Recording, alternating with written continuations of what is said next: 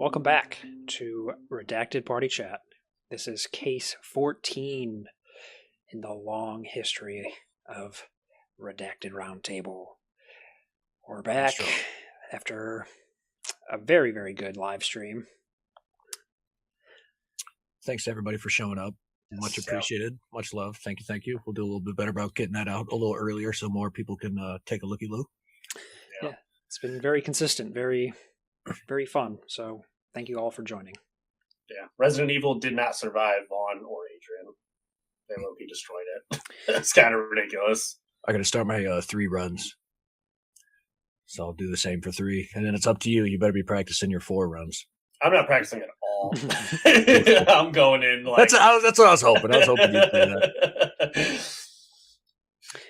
Adrian, how have you been since the last podcast? I've been good, hanging in there. Like you said, playing these. I love, as much as they hurt us the first time, just playing the hell out of them. I have enjoyed. I've enjoyed my 1 runs, my Resident Evil 1 runs, and then I love watching you play. So I am excited for getting through 3 so I can watch Brandon play just to kind of hang out. It's definitely something I need to do more often. But I've been good. Yeah, I was shocked by that 2-hour mark, considering my practice runs were all 3. So really, on a little high after that. Yeah, that was devious. Yeah, that was, and you were tanking stuff. You were going all in. You were facing, taking the hits that you had to take and everything. I was like, oh, dude, he's locked in. When I saw you, some of them you were just charging. I was like, oh, he knows what he's doing. Like running through the sewers. I was trying to remember what you guys were talking about, and I literally couldn't remember anything. Oh no, that's yeah. There was some Evil Dead talk. There was some movie talk, but beyond that, I was like, I need to get through this. That's how I feel on because I'm playing Dead Space for the first time, the remake. That's how I feel. I've been rewatching the live streams, and I'm like, I don't even remember like some of my responses. Like I'm responding in some of them. I'm like, I don't even remember fucking saying any of that. But I'm watching the on screen. I'm like, yeah, I was locked in. Stuff was going down. The sewer level's terrible. I absolutely hate it. I don't think there's ever been a good one. No. Brandon, how have you been? I'm pretty good. I am so stoked to not be on call this weekend, dude, because the weather is coming in hot. And by anti-hot. Yeah. The opposite. We're at 1 degree right now, according to my phone. So outside with wind chill, they said it's supposed to get like -10 tonight. Dude, I give you the short version, but I had to go to an on-call a few days ago, like when the weather first started getting really bad. And it was this guy's lake house in Lakewood. Dude, He called too late. Dude, I got to his house, like 16 degrees in the house. Completely frozen pipes, toilet frozen. I got the furnace, like I basically had to, power went out, it burned up one of his little like control boards. We weren't going to be able to get it till the next day, so I like jerry-rigged it basically to get it heat going so he could have something. It was running. I got home. They called again. It went out. I'm like, oh my God. So I had to go back out. Was there till almost 1 a.m. But basically the furnace couldn't go. It literally was like, I'm watching the water freeze in it in real time. It was crazy, dude. And the dude was like, he was stressed out while I was on the phone with him. And it really wasn't until the halfway point to me being there where I'm like, oh, I realize why he's panicking now. Like his whole house is about to get destroyed. Dude, he has water lines, he said, going under the driveway, under the garage, all up in the... He's cooked. So bad. I was like, sell the house. Sell it while it looks pretty. That's part of the reason why, like, I'm happy I have, the PEX pipes. Because while plastic can burst, it's got more elasticity to it. It's like, yeah, copper pipes. Copper pipes in Ohio, yeah, you're cooked. Like that metal is malleable by metal standards, but no, yeah, the PEX pipes can. As much as I don't like them, I think I have gained an appreciation for them. Yeah, the flexibility in them allows them to kind of deal with the cold a little bit better. So yeah. So overall, I'm just grateful to not be on call this weekend when it was really getting into it. Kind of feel bad for the guys who are on call, but. It ain't me. Not me. It matters. What about you, Vaughn? How have you been? Speaking of the weather, cold once again. but I'm always cold. I have a little space heater on my desk at work, so that's always on, which is kind of sad, but whatever. I'm good. It's kind of in that slow period, so waiting for some new stuff to come out. This Resident Evil's been a nice little change of pace while I get hyped for 9, because goddamn, that looks good. Dude, I love these live streams. I just want to throw it out there. Like, I'm in love with them. Goo Goo Gaga, in love with them. I can't wait to do 3 and the rest of them. And even just, we were talking about once the Control release date goes, then we'll do the Remedy games. And Onimusha, when it gets a release date, we'll do Onimusha's. Like, that would just be gotta let me play Onimusha 1. Yeah, I've never played any of them either, so it'll be kind of cool. Well, yeah, almost. You should damn near do. I can do 1, you do 2. Or something like that. I'll do 2. I don't remember shit about 2, but I'll run it. Yeah, I don't know nothing about either of them. I think they're pretty short, though, ain't it? Oh yeah, they're Capcom like games. Resident Evil games. You can they're a little longer than that, but you like when I did Onimusha, because there are like trophies like that for Onimusha. When I did it, I was absolutely you can there's multiple weapons that you can upgrade and they like evolve, which I love in any game like that. But there are a handful of weapons that you can just like. I think honestly, the starting sword, if you just max that out realistically, you can bum rush the rest of the game. You don't have to worry too much about anything else. But that's speedrun mentality. Absolutely play that game. Like play that game, enjoy that game. Right. Like they're very fun. Yeah. The setting is unique, I think. Yeah. Cool. Alrighty, before we jump to the topics, the usual socials on the screen, every direction. If you do every direction, you can't be wrong. So it's like Yosemite Sam. Yeah, but he never hits anything he's ever. Scan that QR code, takes you right to the list of our socials. It'll let you know when we're doing our live streams, which, again, thank you for joining. Those have been very successful. Lots of good conversation, questions. Loving it so far. But thank you all for joining that. And we will jump right into it. Okay, first topic. Do you think censorship in games is good or bad, too strict, or not strict enough? This was Brandon's topic, so do you want to kick us off? Yeah, I don't really have much of a true opinion. I'm like genuinely asking you guys because, put it this way, prior to Outlast Trials, I would have been like, yo, free reign, do it, push it to the limits. And then I played Outlast Trials, I was like, that game hit you at your core. I'm like, maybe Australians, they're on to something. Like, maybe we should hold back people because this is not cool. Like, anybody playing Outlast Trials, look, I don't get it. Like, I don't get it. I really don't. Like, Outlast, I can kind of understand because it's like, there's maybe like 1 or 2 really like whoa moments. That whole game is just a dude. It's like you're playing a Serbian film. Like. You ever see a Serbian film? And it's designed to be like not good, played over and over again. Yeah, and it's like you're playing Serbian film and Human Centipede on loop. Like, dude, this isn't what I want to do. Like, you like this? And it kind of started really churning the gears of movies have rated R and then like NC-17. And I know that like weren't there versions of Manhunt that were rated A, for adult only? Yeah. Do they just not do that anymore? Because Outlast Trials should be rated A. It's like straight up. That should not be just something streamed casually on YouTube. That is insane. I think I guess kind of to jump into it.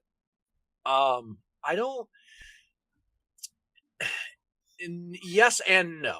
Like, I'm sure the hardest part about the whole thing is deciding where that line is really drawn at. The problem is accessibility. And the other part would be like it's games are way too accessible. I'll just start on accessibility, work my way around. Games are not too accessible in the sense that I think that should be limited. But if you were going to try to implement any kind of additional censorship, you would have to find a way to limit the distribution of these games. And especially now where we live in a almost exclusively digital age, how are you going to do that? Because in reality, if someone that shouldn't be playing a game should, like, so for example, I don't think like small children should play GTA, right? But clearly they have access to GTA. So I don't know what more checks and balances you could put in place that would prevent them from doing so, because you'd have to quote unquote be an adult to buy that. And that same aged adult would be capable of buying that, additionally, a title, because it's all digital. So it's like there's no other additional verification system that you could put in play to stop it from being censored. Now, you could censor it in the sense that some places do and just like not distribute it. But then that comes down to like a moral question. And that would be like the second part of my thing, where it's like, not everybody agrees on the same thing, but like essentially the exposure to graphic content has been increased to such a degree that I think as a society, we are more open to those things now. I mean, there's, even on TV, we've talked about it a few times, where on TV, there's stuff where it's like, whoa, and by no means am I being like, whoa, you can't do it. But it's like, I'm shocked by it, seeing stuff on FX where it's like Sons of Anarchy, Walking Dead. And you're like, oh shit, they did that on cable TV. I remember being kicked out of the room when my parents were watching Sopranos on HBO, but HBO was the channel, HBO was the, hey, don't go on this channel unless you want to see some shit, type of thing. Whereas now I could be flicking through any given channel on regular cable TV and see something crazy like that. So I think it's just the level something would have to be at to truly get any kind of censorship of that level would have to be biblical. It would, and I like, I'm part of that as well, where it's like, I don't know. When I say it depends, it's like, yeah, I'm sure you could think of something truly horrific that I would be like, that cannot be, I don't want that to be ingested. I'm sure if in a fantasy world, Doctor Strange, and he's looking at all the possibilities, I'm sure there's at least one or two possible universes where I look at a game and I'm like, that's too much. You've gone too far. Yeah. But I don't even know what that would be, because I even at this point, I'm desensitized to the point where I look at most games and I'm like, it's whatever. Like, this isn't like, because there's a time where games, because Manhunt was banned. Even the original Outlasts make Manhunt look like child's play, in my opinion.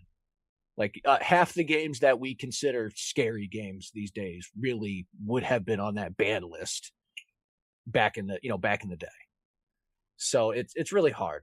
I think, I don't think it's a question that I never agree with full on censorship in terms of not allowing people to ingest it. Obviously other countries function differently. But in the American sensibilities, I don't think that should ever happen. But like I said, I'm not saying there's not some crazy ass thing that somebody could put in a game where I would say, you're, I don't know. And that's a fuck. I'm really trying to think of something. I'm thinking something babies, something terrible. Right. That I think like Dead Space has exploding baby slugs. So I guess, my mind went to, like Manhunt. I think Manhunt in particular got that rating because aren't you the bad guy, like creating snuff films? Effectively, yes. And there's, I never played Manhunt, so I don't really. So in Manhunt, you are a bad person. You are a murderer, murdering other murderers and stuff. And that's the thing. You're murdering other that's the murderers, caveat. But like, you are by all means a bad person. It's like, it's like Running Man. If you've ever seen Running Man, they take criminals and post them up against criminals, and I guess they're not criminals in Running Man, but it's the same principle. It's like it's a snuff film, so it's a win-win. Right. Does this guy murder all these skinheads, or do these skinheads, beat him to death, or gut him? So, and then there's another game.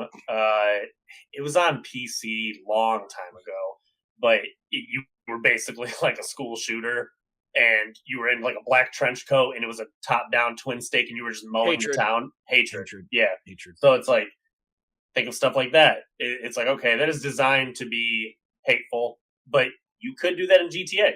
You 100% can do that in GTA. Nothing's stopping you. However, Outlast Trials specifically more than Outlast and Outlast 2. Dude, I don't know if it just caught me on maybe I picked the wrong level.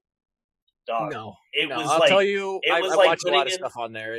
I like the lore of it, as fucked up as that sounds. All those levels are just as bad as the preceding levels. It's like it to me is the difference between watching a general horror movie and then your friend coming over like, hey, have you seen Serbian film? Right, Like, right. dude, that's not a normal horror movie. Like, this isn't Saw or, where it's gore or a killer, Freddy, Jason. You're showing me something that's going to kind of scar me a little bit as an adult man.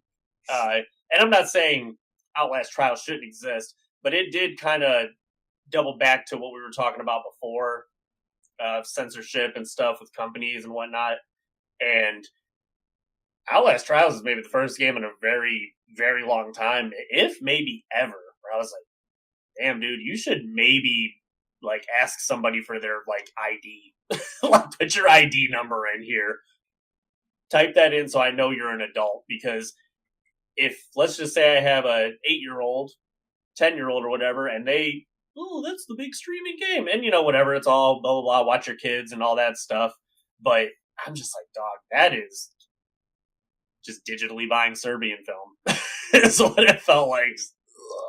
Right. Well, like something, I don't know. Maybe I'm being soft about it, because I really don't think, like, because like Australia or whatever can't have Mortal Kombat. Like, that's Mortal Kombat. It's they goopy violence. Heavily. Yeah. Yeah, it's just like, whatever. I don't care about that. And Japan does the similar things where you have to change specific violence to get below a certain rating. So if I'm not mistaken, Japan did the just because it's timely. I'm pretty sure they're the ones that did in the original Resident Evil. If you go in the Resident Evil games, there's blood settings. You can change it. I used to change it to green. I don't know. I just think it always looked cool. That was mandatory there. Like, that's part of why that's in the game. It's because they couldn't have red blood on the. That's so silly. Yeah, so they changed it. They're zombies, and then some places wouldn't even allow it and that's where it gets into. I think obviously we're in a Western country, so a lot of stuff like that isn't implemented on like a religious level, but like there's places that you can't show, like the undead is like a taboo in a lot of places. Like, I know, what is it? I want to say China has like skeletons. You cannot have skeletons in fucking like you have to change them to something else.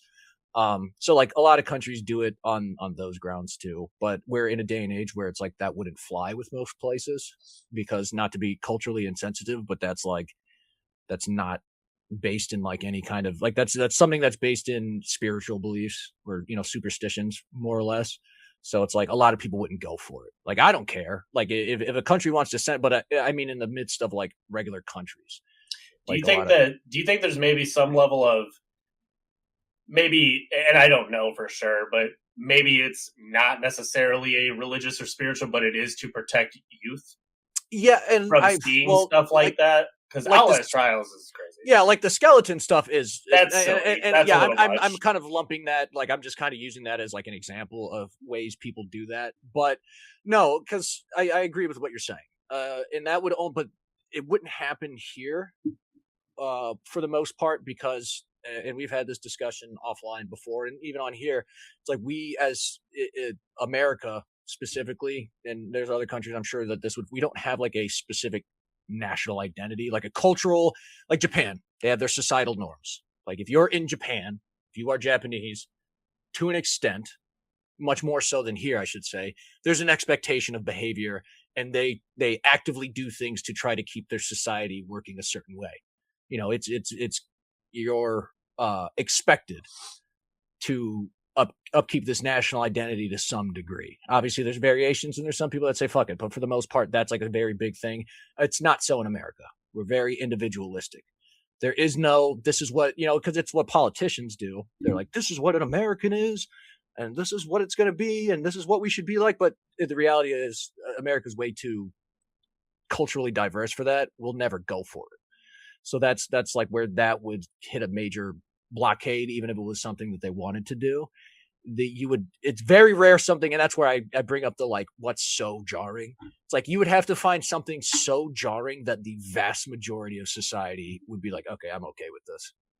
You know what I mean? And it's very hard to get that kind of unity. Yeah, and once again, I don't think I wouldn't think Outlast should be banned. I don't think it should be banned. I guess the Serbian film I'm specifically bringing up because it has a unique rating of NC-17. Like, because rated R is technically, I could take my kid or my little brother as long as I'm the parent accompanying them. NC-17 is like, you're not getting in unless you're an adult, straight up. And so there is like a line of, I know you've seen Serbian film, Vaughn. Have you seen that movie? Mm-hmm.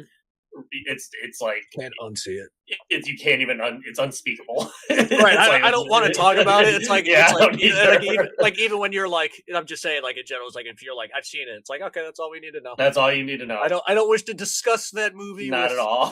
Fellow alum of the fucking terrible movie Academy, but yeah, no. But that's what I'm saying though. Is like I'm not, and I'm not really. It's.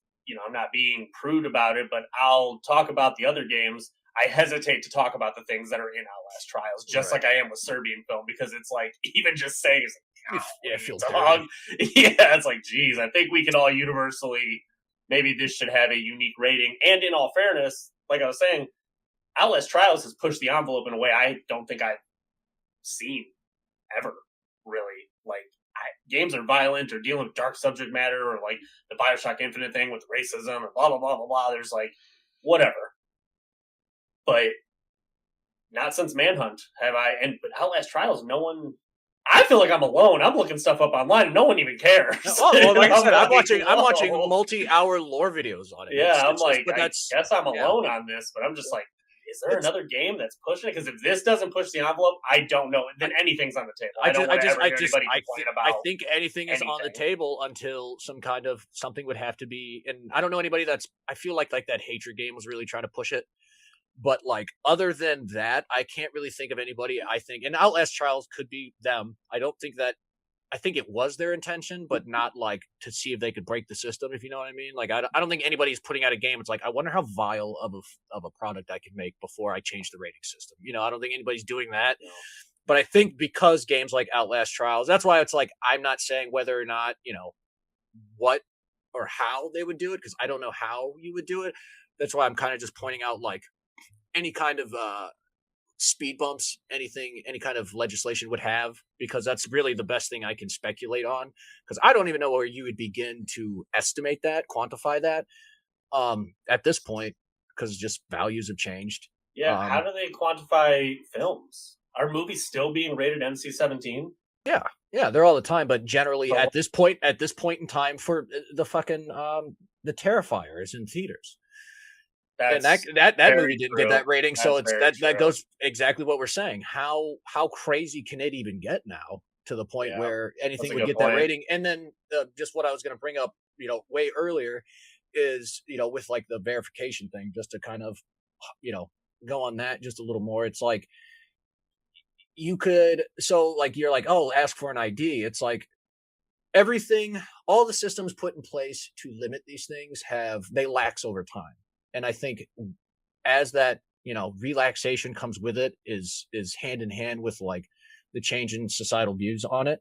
So it's like, yeah, it used to be you weren't getting into movies unless you were, hey, this movie's rated R, well, first it started out, this movie's bad, ban it.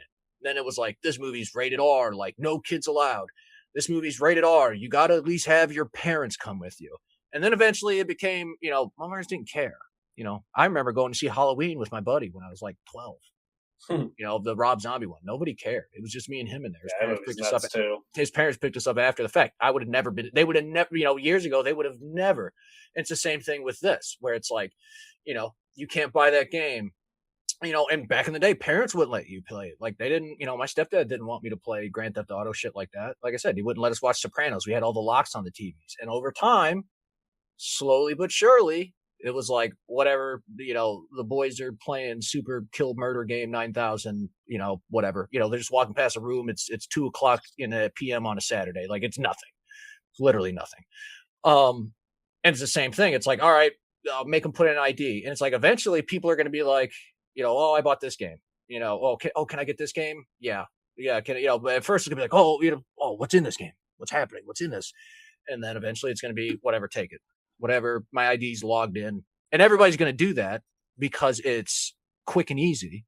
You know, same with like credit cards. It's like you used to have to punch it in every time. Eventually, you're going to have some ID verification system put in where it's your parents essentially put in their ID, and then you have to their birthday a or something. 4-digit code or something. They'll tell you the 4-digit code after a couple times, and then we'll just be right back where we're at, where the game is getting ingested in such a large quantity and people are becoming so desensitized to it. The rating system becomes nothing, meaningless again. And then where somebody else 20, 30 years from now is having the same conversation about what kind of new unfathomable horror somebody could put in a game before somebody says something about it.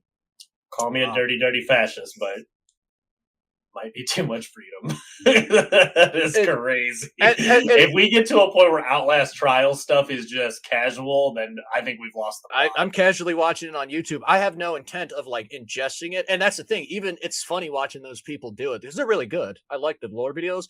They have to be super careful. They have to be super careful. They're like, dude, there's so much shit I can't even show you. Like they're telling me the plot and you know, explaining the characters, but they're like, you know, the gameplay footage is minimal. It's like them running around a little bit, but it's like that it cuts back to like a still image of something because they're like, dude, I can't fucking show you this. No, this is crazy. It's insane. So like people are very aware that it's like crazy, super, you know, nuts. Like it doesn't sound like something I would enjoy. I'll tell you that. Like I'm not even on a gameplay front. I don't think it's very fun. Yeah, and that's the thing. It's like it's not engaged. Like I don't mind playing fucked up shit. I like fucked up shit, but it's like that is a particular brand where I'm like I don't want to be there, and being there would be the only reason I would play the game because I'm really not interested in the gameplay loop a whole lot. But I would agree with you that if somebody's like, man, I love that game, I'm like,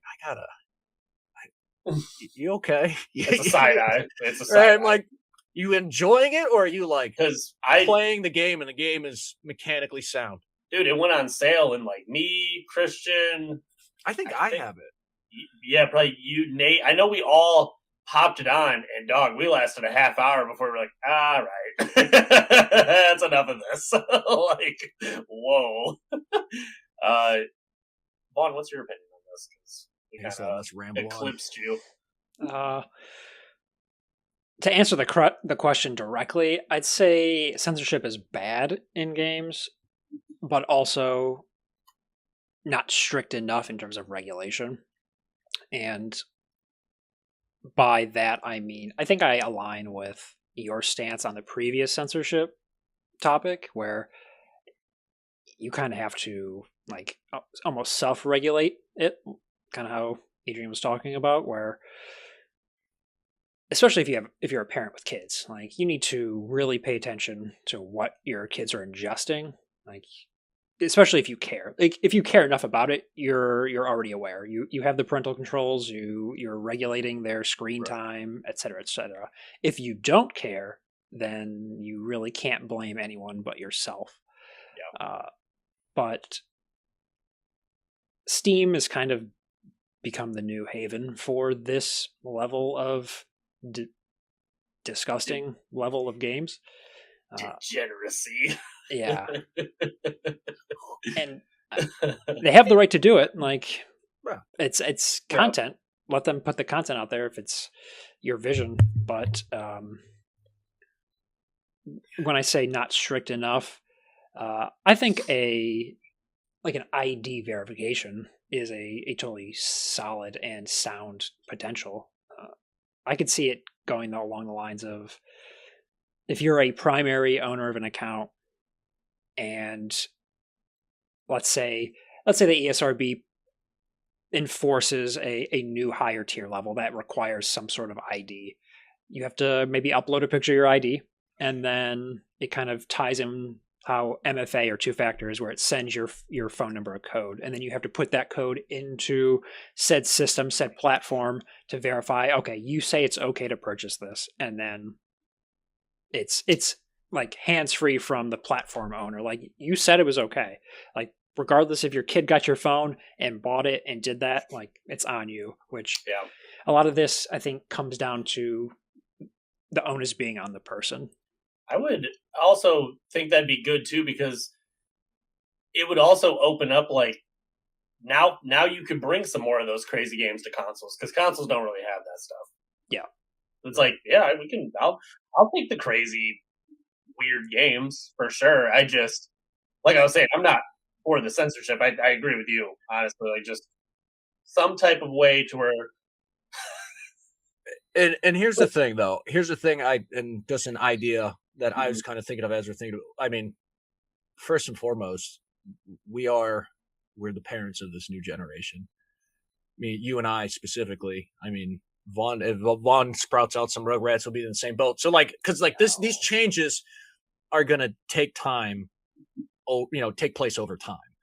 We are the new, more informed adults, and I fully agree with what Vaughn said. And even in my thing, I kind of alluded to it. It's like it would be the apathy of parents.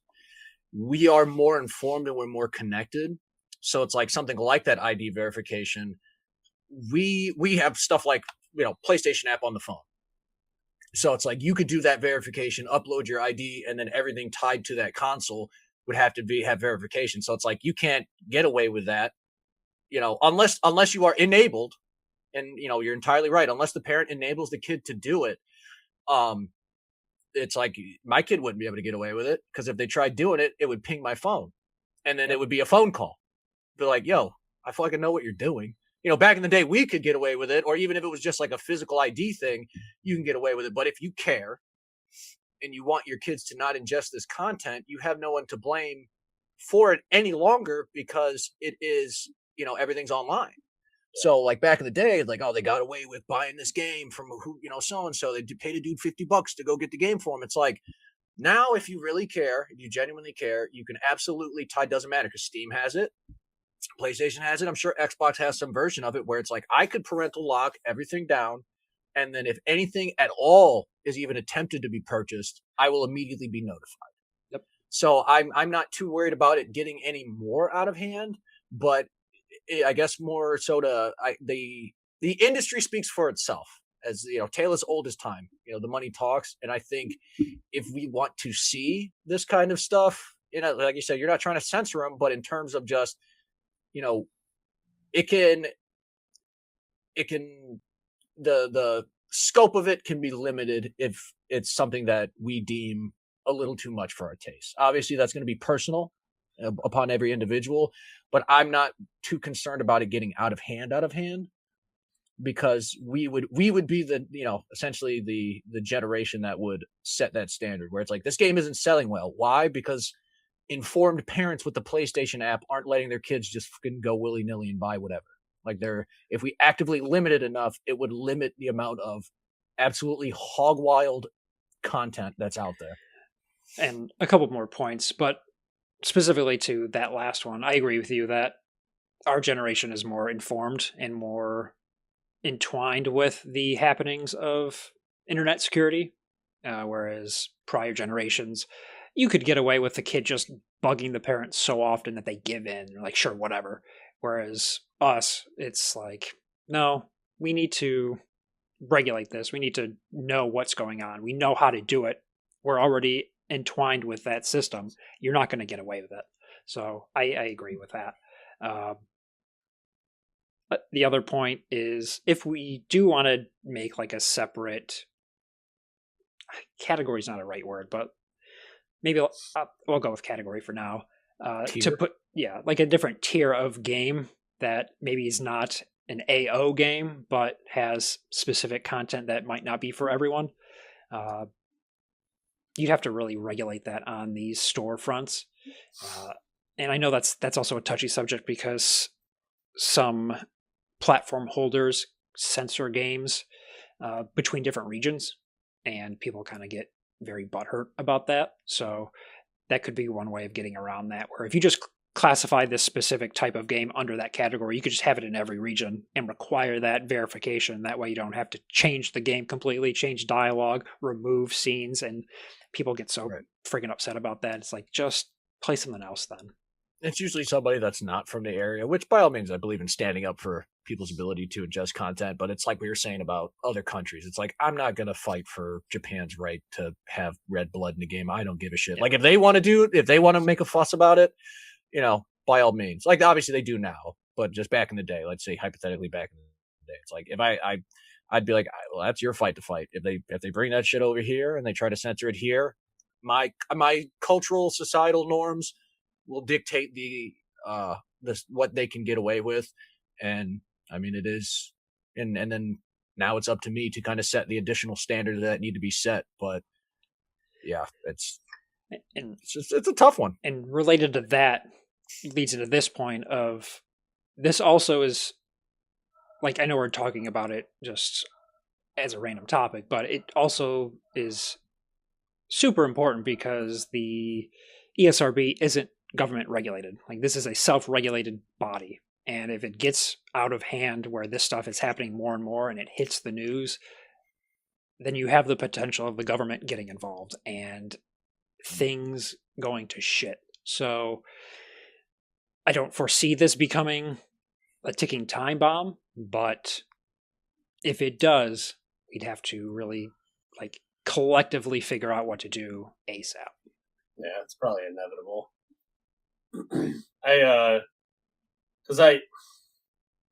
At least with, once again, Outlast Trials, because it's the only one I can think of. How about this? So, like, there's the scene in The Last of Us 1 with David, and it's implied what he's going to do to Ellie. They don't show anything, but it's implied, and that's already like, ugh, that's already dark enough, right? Yeah. Is it not? Because I understand what you mean by it's all subjective to what's too extreme for people. But like Outlast Trials is literally explicitly showing all of the forbidden things that we all know are like, hey, one of these things alone, like the Rob Zombie movie you're talking about, when Michael Myers is in the prison cell and whatever. Yeah. That alone made that movie, that one singular scene. Outlast said, here's 10 levels of it. So it's like, well, you're doing the forbidden, and that's kind of the point of the game. Yeah, that's where the tiers would come in. Like, if we don't want to introduce or bring back the AO category, we would still keep it at M, but maybe have an additional tier of like, this game has M-rated things, but it also has this in it, which puts it at M+, for lack of a better term. So for M+ games, you need to have this ID verification. And M+ games maybe aren't on the storefront for everyone, aren't normally shown. Like, there's a checkbox that says show M+ games or M+ settings games. So yeah, no, I'm all for that. Yeah, that sounds I think Vaughn hit the nail on the head. It's going to come down to self-regulation. Yeah. Like, at the end of the day, if somebody allows somebody that shouldn't have that content to ingest that content, it had to be allowed. And that's as far as you can really do it. It's like, if you, like I said, digital age, you can set it up. I mean, you can't buy shit on a PlayStation if you really, or a computer or whatever. Every platform has it. So if you don't want somebody to buy something on there, they're not buying it. Yeah. So yeah, have that separate tier category. And it's like, if somebody even clicks on it, it's like, hey, is this you trying, like, two-step verification? Hey, is this you trying to get on the, feel dirty catalog of the PlayStation Store? It's like, I'm at work. I'm like, what in God's name are you trying to witness right now? Just a quick text message like, have you lost your mind? Like, I can see what you're doing. Are you about to goon right now? Verify that you're going to goon. Right. Yeah. Yeah. I gotta give me a heads up, Chief. So yeah, that's there. I'm totally for having more verification, especially as someone with, I have a little, but then my other one just turned 12. So it's like, that is they're springing up real quick. I think it just all comes back to finer in-house regulation to prevent it from blowing up to people that it shouldn't. Yep. Sweet. It's the only way you're going to do it. Yeah. That was productive. I needed to talk about that because I'm like, I could tell that thing had you in its clutches. I remember you talked about it a couple times. Like, damn, man, he saw some shit he did not want to see. That is not how you start a game. Like, you got to ease me into it. That was like a Meat Canyon video. Just Brandon wished he had ID verification. He's like, somebody should have saved me from this. Yeah, I need to show myself. I need to show someone my ID. Like an adult. Outlast 1 was crazy. I didn't really play 2. I don't know if it got to that level, but man, Outlast 3 was not messing around. They went right for it. Someone had to get something up their chest with that one. But sweet. Cool. All good on that one? Yeah. Sir. Sweet. Alrighty. Next topic. If the PS6 leaks and rumors are true, would that justify the title of the PS6 or no? So, Brandon, this was also a topic you brought forward, but Adrian, do you feel comfortable starting? I want to hear what you guys say about it, because I feel like mine is concise. I want to see if anybody else can have any input that'll kind of jog my noggin. I can start it. This is an interesting topic because there were some rumors about not only a home PS6 console, but a portable hybrid version as well, similar to a Switch or some of the Steam Deck-esque machines. We're in the age where these companies are very fad focused, where seeing the Steam Deck, seeing the Switch blow up in popularity and the sales numbers, they want a piece of that pie. So I don't fault them for it, especially with Sony putting out that Portal and it actually being successful. I know Sony's been very hit or miss with their portables, especially with the PSP being a hacking dream, and then the Vita kind of floundering, and then the Portal seemingly blowing up out of nowhere. R.I.P. to the Vita. I wanted one so bad. I loved it. I really did. That kind of started the whole remote play craze, and it worked really, really well. Got my Hotline Miami Platinum on there. RIP. We're also at the point of the PS5 generation where the talks for the next one are inevitably happening, but it feels like the PS5 hasn't even reached a particular milestone yet. We haven't had many first parties. It feels like devs are just learning the hardware, the software intricacies of it.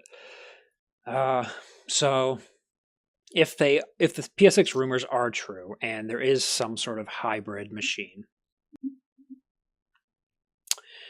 I guess it comes down to the specs and how strong the core machine is compared to the portable.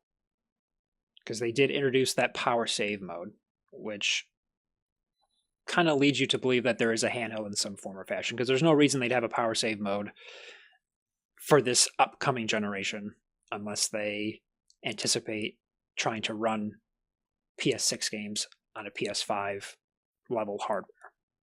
Right. Can I jump in real quick? Yeah. What is the power save mode? I don't think I'm fully aware of. Why would that lead you to believe that PS6 games will be on PS5? The power save mode, there have been updates to, I believe, God of War Ragnarok, Death Stranding 2, maybe Last of Us. I'd have to go back, but they've added these power save modes that you can enable on these games that take up less resources and make it so you can run on. It kind of lowers the specs. It's almost like lowering the spec of PC games. Okay. So you said power save. I'm thinking like your phone does it. Like okay, like when it goes in black and white or whatever. You can do that, less. and you can do that for individual iPhones. I know have like a game mode that is for that, where it'll optimize it, so it allows you to play, more high fidelity games, because a lot of phone games are really high end. It allows you to play that game on your phone. So it's essentially it's the same Path of principle. Titans is on mobile. Yeah, so it'd be like trying to put a PS5 level or PS6 level quality of game on a handheld. You would have to dumb down the power of those games, or that handheld would either burn up all the power super quick, like the OG Switch playing anything. You pretty much have like an hour and a half of gameplay sometimes, and then so it's just that. So that's why you were saying, Vaughn, it's going to depend on what the home console specs are compared to. Okay, now that makes sense. Okay, continue. I'm sorry.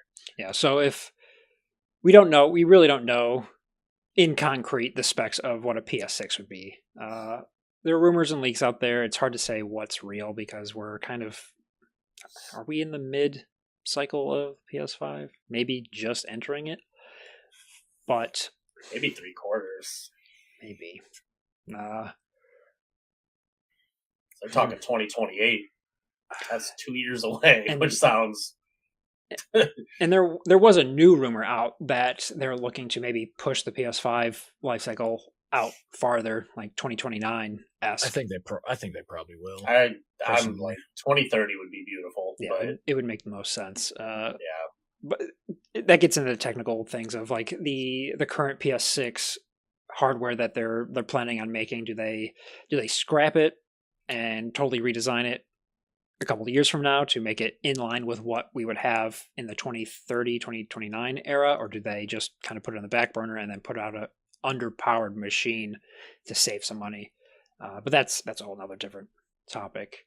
I think it really comes down to when they would plan on releasing the PS6 and what the specs are of it, because broken record, we've hit the peak with graphics, so it's really going to come down to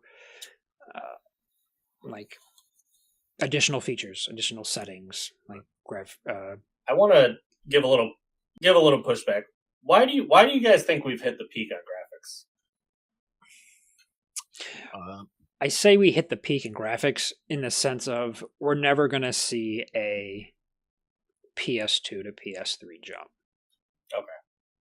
Gotcha. Like, that makes sense. You can do better textures. You can do more particle effects, but you're not going to see like a polygonal jump from the PS2 to the PS3. Right. Yeah, because Last of Us 2 is still like the pinnacle of visuals to me. We've actually almost transcended like Uncanny Valley to the point where it's like, I don't know, you're like comfortable seeing it. You're not in that weird middle ground where it's like they are making people look enough like people where like my brain's not like that looks like a person, but it's not. It's like that's a person. Yeah, Death Stranding 2 for me is like that's actually those actors.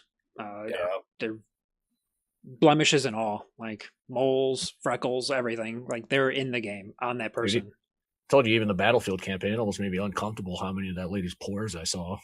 And I know that was like probably what she looks like. I'm not saying she's like gross or anything. I'm just saying it's like a close up of a human being like that. It's like, oh yeah, that's probably all that lady's actual real life pores. Like they rendered her completely. So that's what I mean when we're not going to see we've peaked.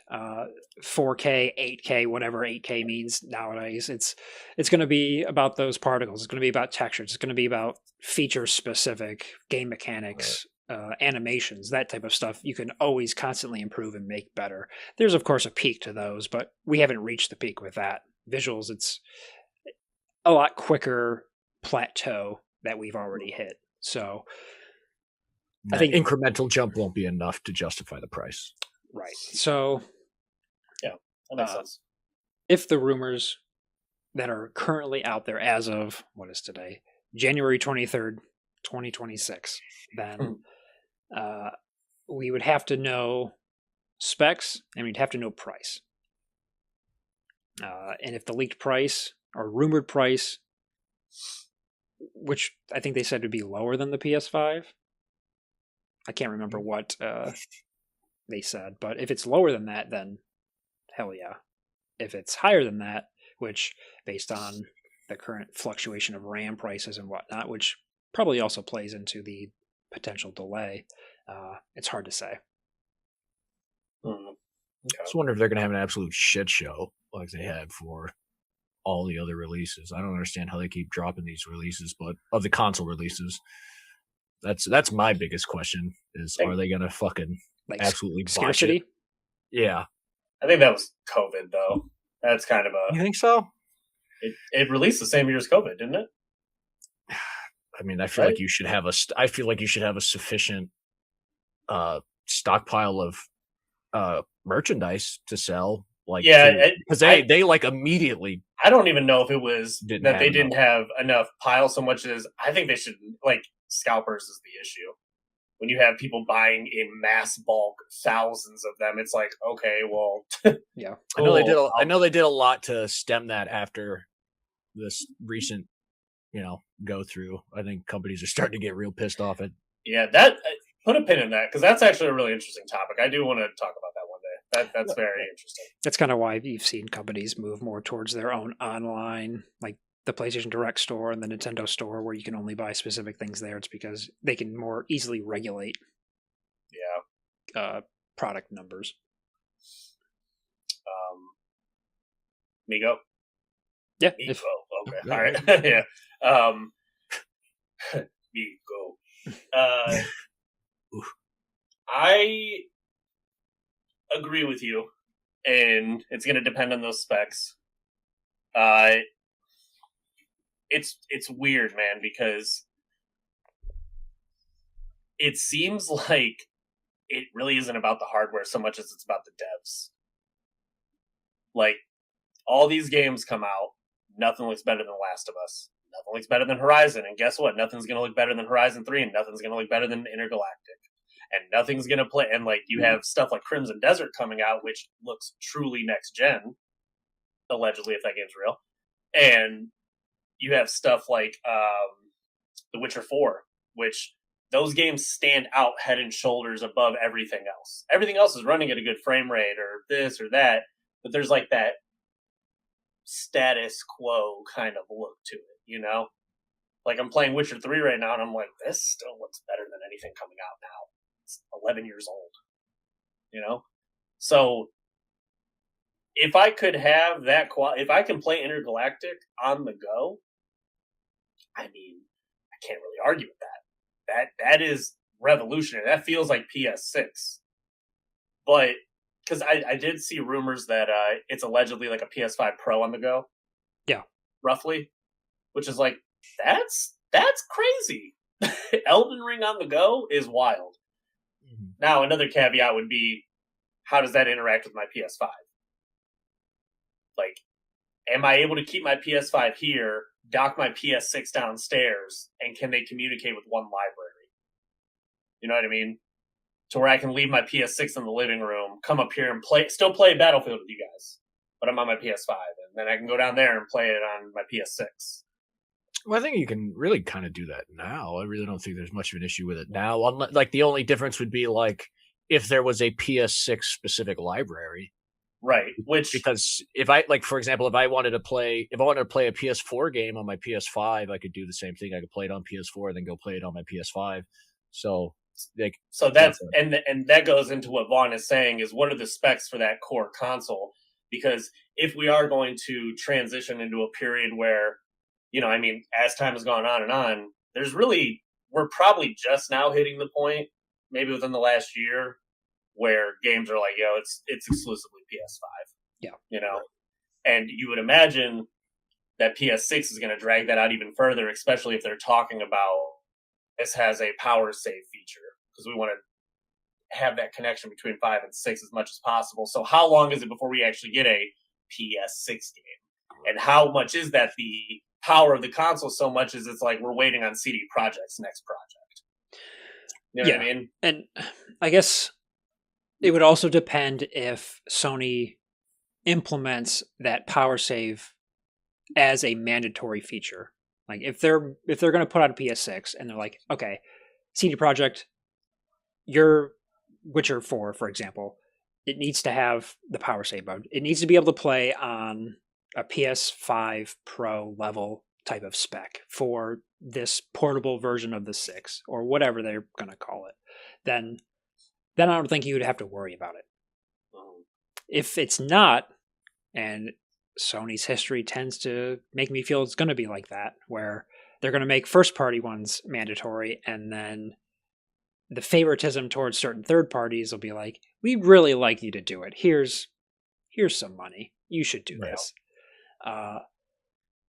If they regulate it and make it mandatory, then I think your worries would be solved. Mm-hmm. If you went with a handheld. That way you could... But that also opens up the can of worms of, would you get the macho PS6 and the portable version? If they put out 2 SKUs. If they only put out 1 SKU and it's a PS6 and it's super powerful when it's docked, and you take it out, it then has a PS5 level type of processor in it, because this is all theorizing. Let's say the dock adds some boosting to it, and you take it out, and then it is less powerful, but it can still use that power save mode to play the PS6 games. Then it's a different story. Then we're only buying one machine. But if they're expecting you to buy a 6 and then a 6 portable, that's a lot to ask of people. So yeah, because you're kind of tiptoeing into like how it's like the Xbox has all its multiple SKUs, right? And it's like that's honestly, I think that's messy and ugly. I think it's kind of, lack of a better word, unprofessional. Yeah, it's like it also backs them into a corner though. Like you put out a PS6, that's the next big thing. Like maybe 3 times more powerful than a PS5. Cool. But then you're going to put out a portable system after the Portal. Let's just call it a Portal 2 for lack of a better term. Do you force people to then have a PS6 to play PS6 games on that Portal 2? Or are you going to let people buy a Portal 2, which is assumedly cheaper than a 6, and let them play PS6 games? Because you're still keeping people in the ecosystem. And you're still having them buy the games. Is this Portal 2 the same as the Portal? It's a streaming device? That's another avenue of like, is it a Steam that would be Deck? One of my that would be one of my requirements. I mean, I don't know how I feel about the whole thing, but I would say at a bare minimum, if they were to do something like that, I'd have to be able to put my games on there and take them with me. Like I would just have to. I think I don't want a Portal 2 to be like this. I think I have the Portal, and it's really good, but it's, I think they realized the limitations that they implemented with the Portal, and they've made it much better. Like since that last update with the premium, being able to play your library from that without the PS5 being on, is a step in the right direction. But the Portal is also just them repurposing a lot of Sony tablets that they had and making a profit off it because they didn't sell. So at the bare minimum, I think you take the idea of the Portal and add on a hard drive to it so that you can then actually play stuff from it without streaming. If the PS6, I'll put it this way, if it doesn't fit this criteria for me, then it doesn't fulfill the question. I like what you said of the home console part of it is the PS6. It's 3 times stronger. It's the big beefy Death Stranding 3 or Fizzant, whatever crazy machine. And when I pull that off, it's a PS5 Pro. I can deal with that. Like that would be like, yeah, that's a PS6. That's sick. That's crazy. I have a PS5 Pro where I want to go. That's nuts. But not a streaming thing. Yeah. It has to be like the Switch, basically. Like that is the console. You're just going into that power save mode, effectively. Yeah. If it's any type of like, that's my fear is that they do some kind of gimmick like it's streaming, and it's like, dude, do not do that. That is gonna bum me out deeply. And I guess I'd add the caveat, like you would want it to have the streaming as a bonus in addition to a Steam Deck like Switch type thing where you can have the game on there and not have to worry about streaming. Okay. Yeah, I'd agree. If they went the route of a docked like Switch system, and then I'd essentially have everything that I have docked just at a lower power mode. Yeah. Cool. I'm not a big portable guy, so I would also be okay with there being 2 different SKUs. I just wouldn't buy the portable SKU. I guess for myself, I would have more use for it now, just with like kids and whatnot. Yeah, they can watch TV. I can lay over here, play the game, blah blah, whatever. I don't have to be sitting right here. I can be down there or whatever. But at the same time, when I had the Vita, dude, I loved it. I was with it all the time. I get the sense that the only reason I'm not into portable gaming right now is because I'm not into Nintendo. If I was into Nintendo, I probably would be into portable stuff, but a portable PlayStation 5 sounds so enticing to me that it's like I probably would get back into portable gaming in a way that I'm maybe not anticipating just because it's been so much time. Yeah. But sound off, Adrian. Adrian, what do you think?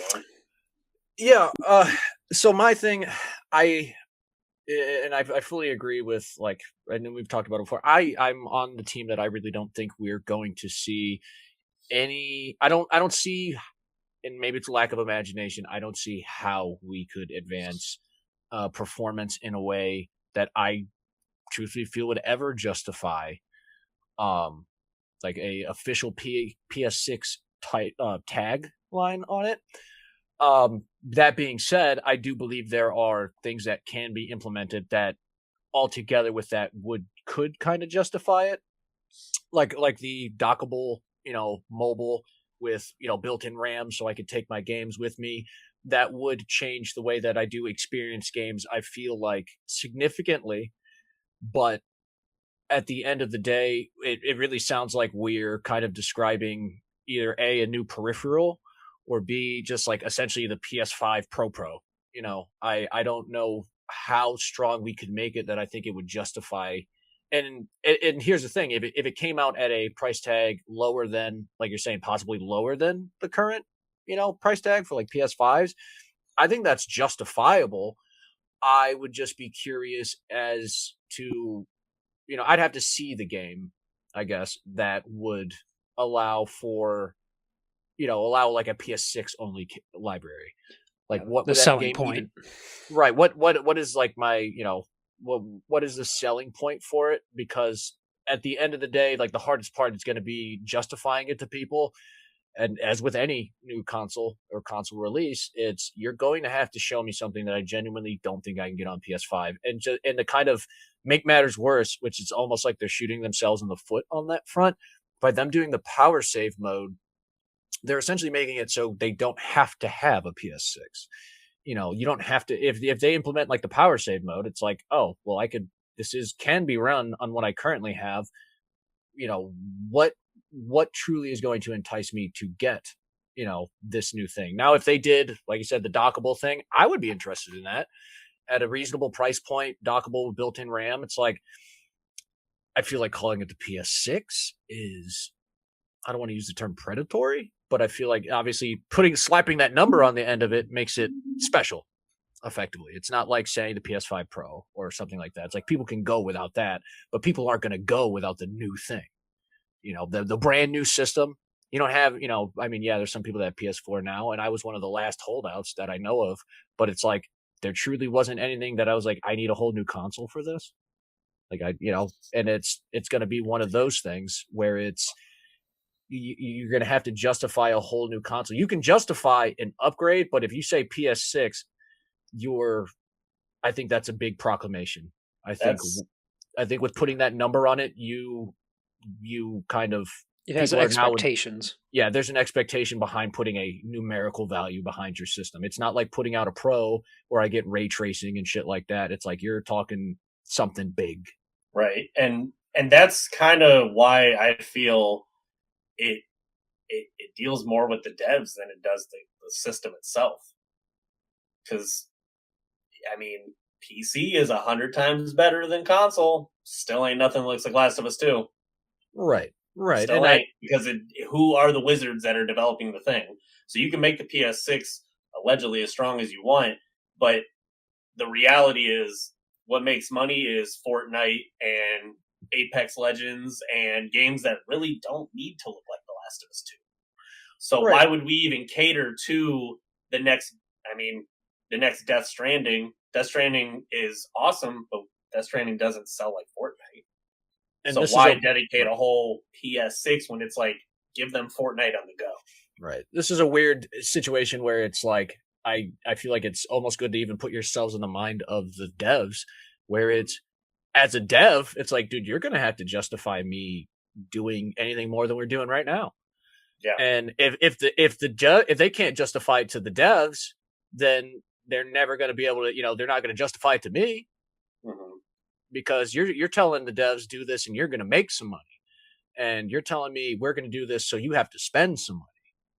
So you're trying to convince devs that they have to go above and beyond, and it's going to be one of those things where it's like, if you can't sell the product to the people, you can't sell it to the devs, because they'll never sell games if they're not justified. If I would make more money just exclusively, save myself time and headache, just exclusively develop the game, and like Vaughn said, they go out and maybe entice people to add features, it would kind of be the same thing where it's like you would have to, as a CD or whoever else, it's like you would have to really convince me that I have to take on this new undertaking of vamping my games to, once again, I can't really imagine too much higher of a level you could vamp them to. But if somebody does, you would have to convince them that is worth their time and effort to do, because it's going to be the next big thing.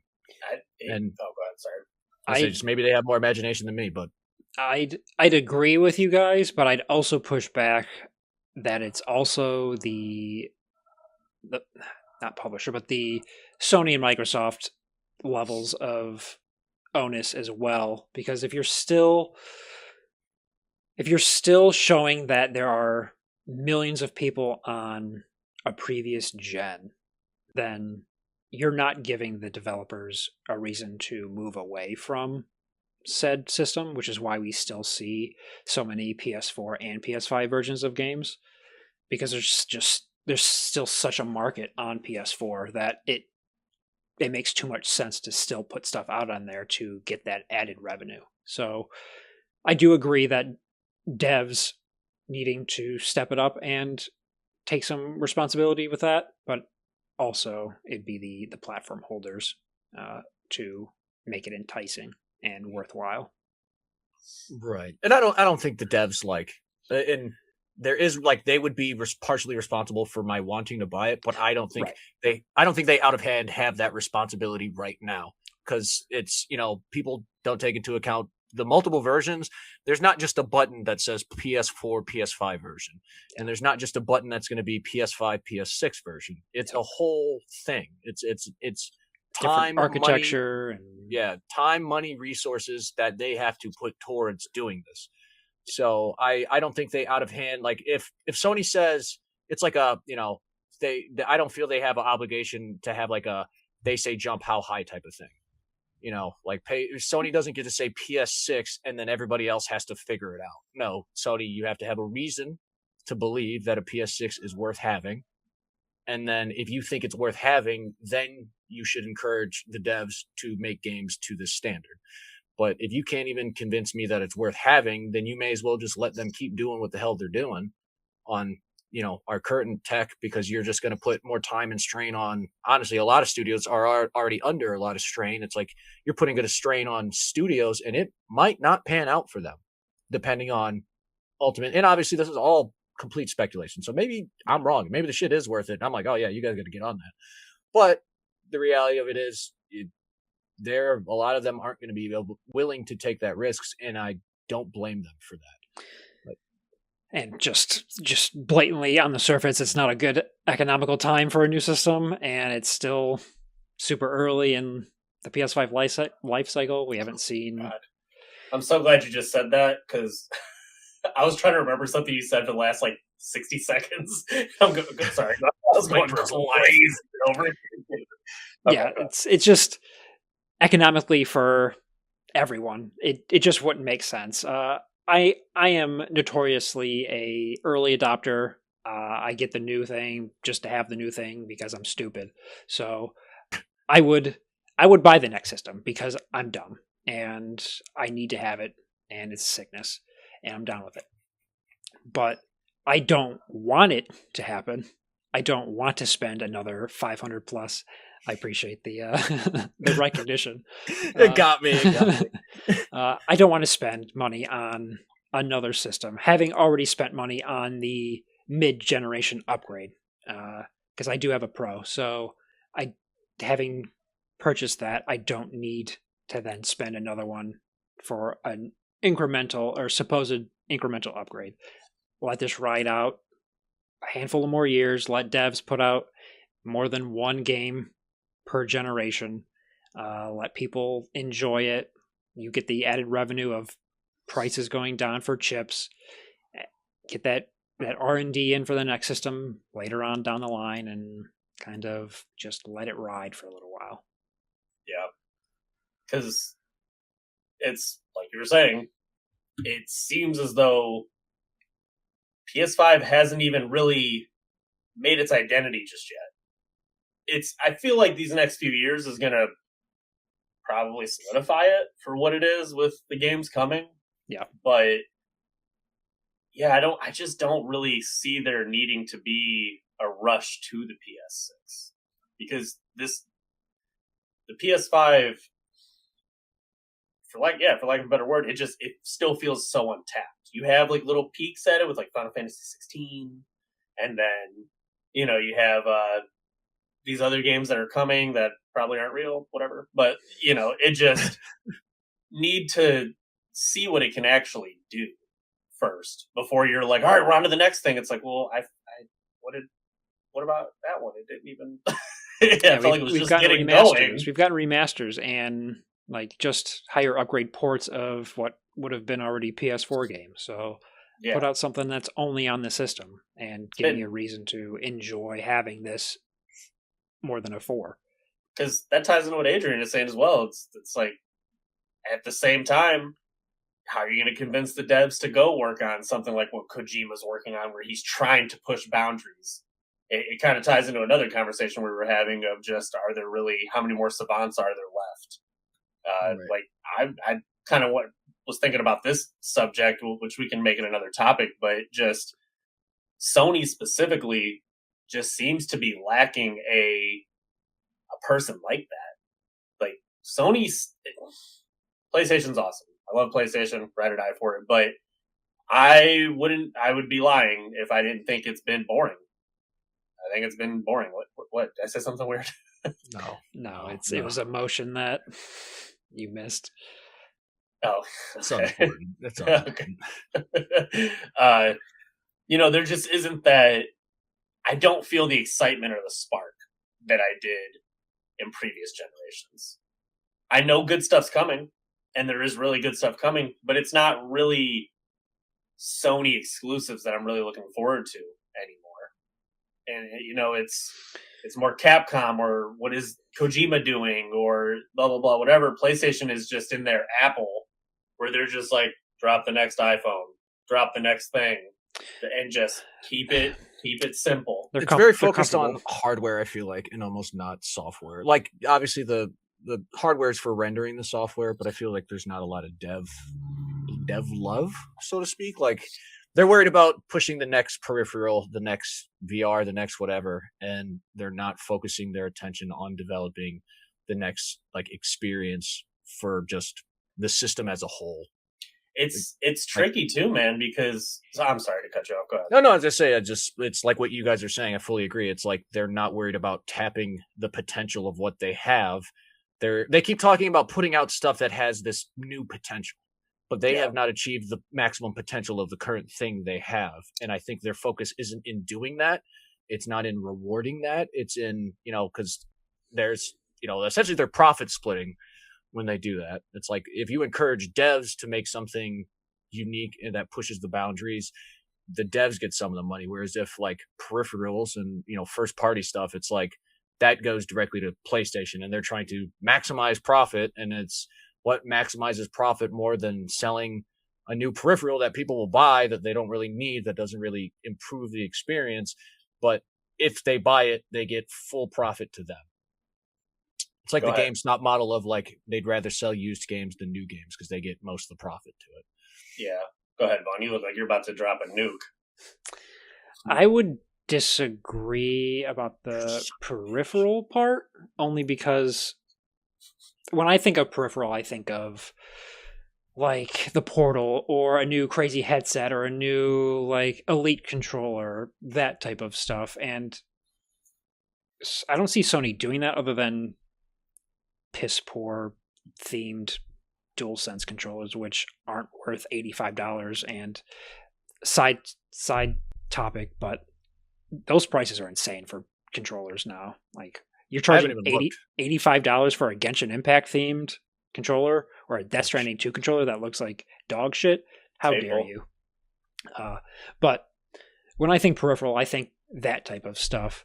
I would say I would agree with you though in that Sony is very lackadaisical and almost too lazy is a bad word, but for the sake of the conversation, I think lazy and letting dev cycles go longer than they need to be, and budgets blow up and balloon more than they need to. I don't want devs to be rushed. I don't want crunch to be a normal thing. There's room for crunch. We've talked about this before. There's room for crunch, but I think someone needs to step in and be like, this needs to get done, or we need to innovate and put out some. We need you to put out more than one game a generation. Like, look at PS3, look at PS4, and some of these first parties were putting out 2-3 games of the PS3 generation, and then it went down to maybe 1 or 2 in the PS4, and now I know we kind of glaze Naughty Dog a lot, but we're going to get one new game from them this generation. At the end, too.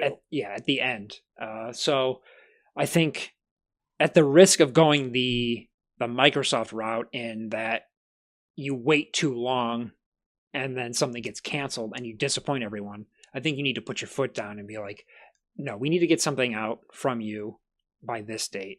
If we have to create smaller sub teams to get maybe some smaller projects out there for people, we need to do that, because you're not only letting the core family down, you're letting the people that buy your games down. Like, there's not anything for us to buy, and there's not any innovation coming out of these. I don't want to say they're not innovative anymore, but these once innovative studios and games. And it's sad because we want to play things. Not that there aren't enough games out there, but we want things from these studios that we cherish and respect, and you're just not doing it. And I think they're letting these studios, I don't want to say kick rocks around for long periods of time, but you're letting money fall through the cracks when it doesn't have to. Yeah, I kind of want to bounce off of something Adrian was saying about them, kind of like, oh, what's the new thing? What's the new thing? That is kind of been, I feel like, their entire story this generation. What's the new thing? But it fails. Bungie, all those live service games, Last of Us Online, all these things, and it's that compounded with what you're talking about, dev cycles taking so long. And as good as Ghost of Yotei is, as good as these games are, 5 years, 6 years? I mean, let's be real. I would have rather drop something in 2 years that was smaller and new and get something a little more unique out of you.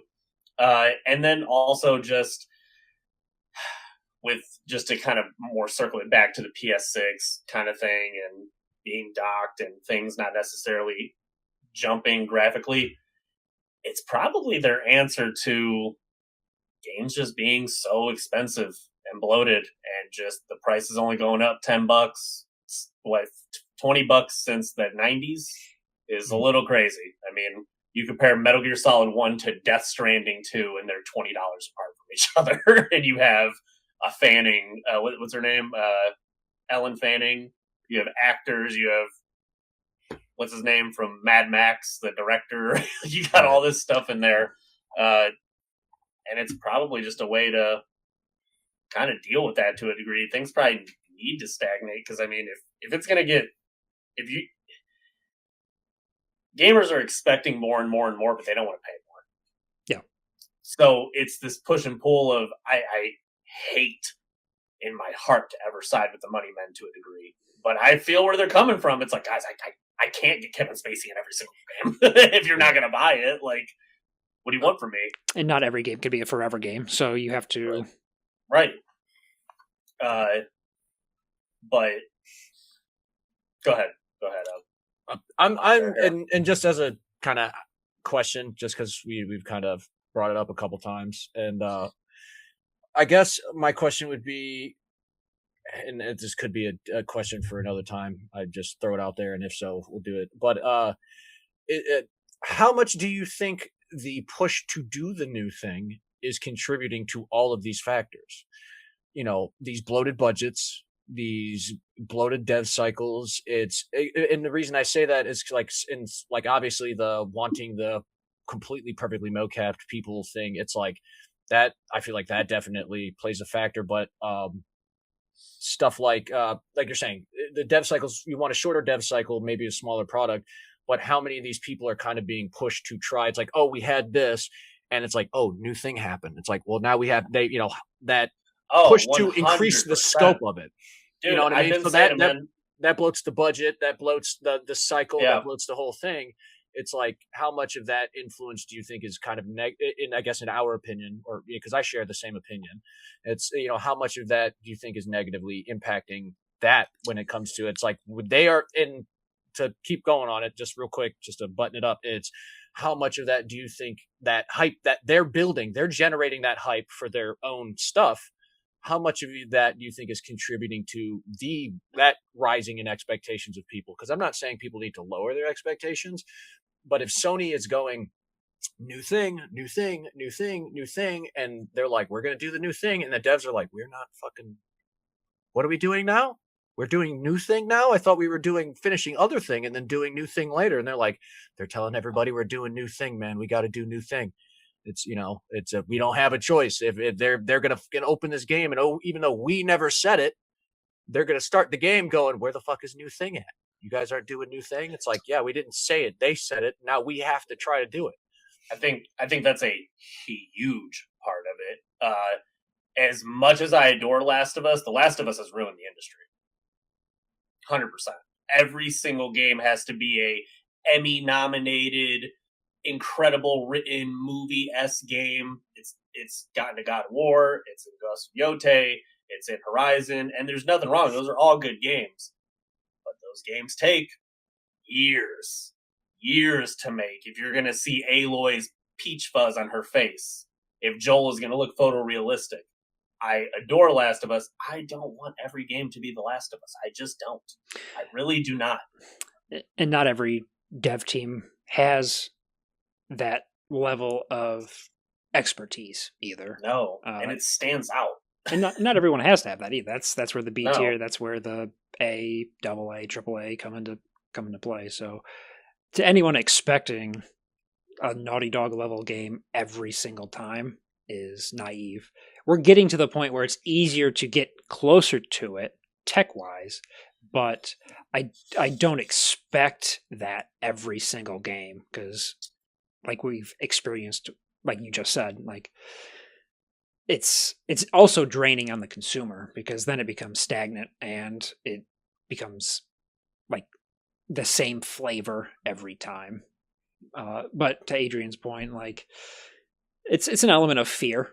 I think publishers are very scared to put out a mediocre product, because then you lose all that money. So it's a double-edged sword where, like I said, you need to kind of put your foot down and get something out. But in doing so, does that also cut the quality and then potentially ruin the profits that you could get by, I don't know, giving it an extra year or giving it an extra 2 years? It's a weird rat's nest to untangle, and I don't think there's a correct answer to it, but we're reaching a boiling point that needs to be figured out. I have 2 final points on it, and then I'm done. It also doesn't help that The Last of Us is winning all these Emmys. Now they probably want the next, what's the next, cross-media thing? They have the Gran Turismo movie, they have Uncharted movie, and apparently that's what Fizzant is going to be, is this cross-media kind of unique thing. I'm imagining that's kind of where they're looking PS6, that realm. They got Twisted Metal going, which they're being successful. I'm not hating on it by any stretch. Yeah. But that just puts, to kind of go off what you're saying, of people not expecting every game to be The Last of Us, I kind of blame Sony for that, because that's how they advertise. Yeah. They advertise everything is going to be this Christopher Nolan Oscar movie. And it's like, dog, I just want to be Kratos crawling up Mount Olympus dogging people. Like, it really does not always need to be this.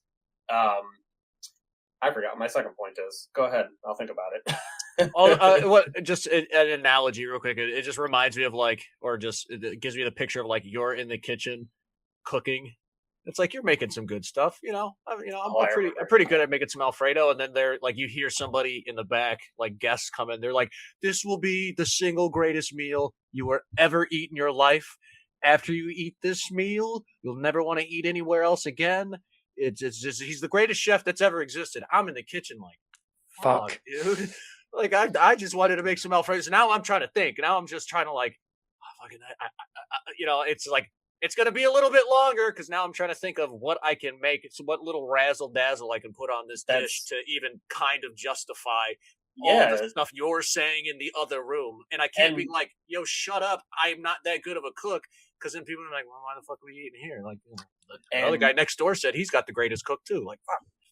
And that's kind of because you were saying, Vaughn, you were saying that, they don't want to put something mediocre out because then they lose all this profit. It's like, okay, so let me get this straight. Now that you guys have a monopoly and you're filthy rich, now you're scared to lose money. But when you were the PS3 and you were hungry and it all mattered, you were putting out rapid, different things, and you gained that respect all the way into the PS4. It's like, I'm not... I hate when they get like that. That's where the ego check needs to come in. And Sony's very good about every other generation doing that. Yeah. I'm not going to lie. I love Sony. I hope they get kicked in the nuts soon. I really do. I want... Because they're getting... way too complacent, and it's kind of like, man, no one's even. I don't know. I kind of hope Nintendo's not going to, but I kind of want Nintendo to kind of wake them up. You need to wake up because you could take. Not every game needs to be a $250 million budget. We've seen now through Alan Wake, and we've seen now through Lies of P, or all these games where it's like these games are, they're not enormous and they're not tiny. There's a nice middle ground, which is growing. I will say it is growing, but I'd like to see Sony put your name behind that. Put your name behind something fun that isn't necessarily trying to redefine my psychology. Like, it's fine. Like, just, can we be fun? Just a little? Just a little. I don't think there's going to be a pillar that knocks Sony down. I think the live service bubble is going to pop, and they're going to realize that they can't chase that ghost anymore. And I hope that is what kicks them in the taint and is like, okay, we need to get back to our roots and start putting out some stuff that doesn't require half a decade to get out, and we can make money off of it at a more reasonable pace. They're so silly. They're just so silly. You could have just put out The Last of Us and Horizon multiplayer and we'd be good. Everybody would be playing that instead of Arc Raiders. Yep. That's all Arc Raiders is Last of Us. That's all it is. That's probably eating them alive, dog. Just that's all we had to do? Yeah, because you guys are always in this, like, we need to redefine everything. No, you don't. And it doesn't always need to be a revolution, dude. Like, and not to go on a whole nother tangent with it, but I also think a part of this will always fall back on price point. I think it goes along with everything you guys are saying about the dev cycles and, the big budgets. It's if you, and people have been saying this for years, we've said it before, it's like, dude, stop trying to make everything this crazy thing and then just put out a handful of good games. You can put out some good games and not put them at $70 fucking dollars. Make them $50. And they're solid games. Helldivers. $40 is the sweet spot. Yeah. And look at what a success that was. And it's just fun. It just doesn't make sense. Right. It's just you're putting so much unnecessary strain on realistically everybody, from the devs to the consumer, because the consumer, I have to, every game I want to buy is $70. Obviously there's, other games in between, but it's like if I want to buy a first party game, for the most part, it's like $70. And there's almost no in between. You have those games like the Helldivers, and they do incredibly well. So I don't understand why you're putting these pressures on these devs to make this new crazy thing. I'm more than willing just to have a fun thing for $40 that doesn't reinvent the wheel and blow my mind. And then if you want to throw something out there in the meantime, fine. But you're making these little guys that can't do it think they got to do it, and you're making even bigger companies. It's like, I'm sure Naughty Dog could make something super fun that wouldn't take them forever and a half to make and cause massive crunch and drive people to the brink of insanity, and then have everybody bitching at the end of the day how it's less than what they expected. All right. God have mercy. As the admin of this case, going to say one more thing, and then we're going to move to the topic. But we're not going to discuss what I'm going to bring up just now. I'm going to say it, and then we're going to move on. Got it. The cross media thing, I think, it's okay when it happens after something comes out. Like, I don't want to know that there's going to be a cross media thing with Fizzant or Intergalactic before it comes out, before we know that it's good. Like, let it come out, let it either get the thumbs up from everyone and everyone loves it, or doesn't quite hit, and then you have to think of a way to maybe recoup some money and incorporate a comic book or additional marketing or a TV show or something. Like, I don't want to have to know that, oh, if I like this, I'm going to want to spend more money. I want to spend money on the product, and then maybe after, if I love it enough, invest more money. Yeah. All right. I totally have nothing to discuss about that, admin. Good. We can always save that. I'm just kidding. I really don't. I fully agree. Yeah. I have nothing. We're good. We pretty much exhausted that one. I'd say all my rounds are spent. That was a good one. I knew that's what that was going to turn into. Yeah, that's good. Alrighty. Final topic. What reveal in a game was the most shocking or impactful? One that you didn't see coming and or affected you the most? So something maybe narratively that caught you off guard, gameplay-wise maybe caught you off guard, whatever you want. This was my topic. I also forgot my notes on it at work, so I'm going to pick on Adrian because you avoided the last one. Oh, that's fair. It is fair. To be honest, the craziest that I can think of caught me off guard. Fucking no Russian. That's pretty much the definition of this topic. Yeah. I'll never. I mean, I think it was. I don't want to use the word awesome, but it was something. Check that guy's hard drive, dude. I didn't see. That was. And as a kid, yeah, it's up there. It almost feels generic because it's like it's almost cliche at this point. But I mean, it is for a reason. I had not seen some shit like that. Like, even to this day, the only other thing that I could possibly say was in the same realm, and ironically still in a military shooter, would be the Spec Ops: The Line white phosphorus scene. Both of those are pretty much neck and neck for, oh shit. Like that reveal that shit ain't sweet out here. That'll make you put the controller down and then no Russian. They used to no, like in the new no Russian, they'll like you're fine and you can skip it. But like in the old one, they would kill you if you didn't shoot people. Like, you had to participate in the shooting, or you were you couldn't pass the mission otherwise. Like, oh my god, this is metal. As a kid, I didn't care. And I don't care now. It's a game ultimately at the end of the day, but it's just the fact that they're like, oh no, you're gonna do this.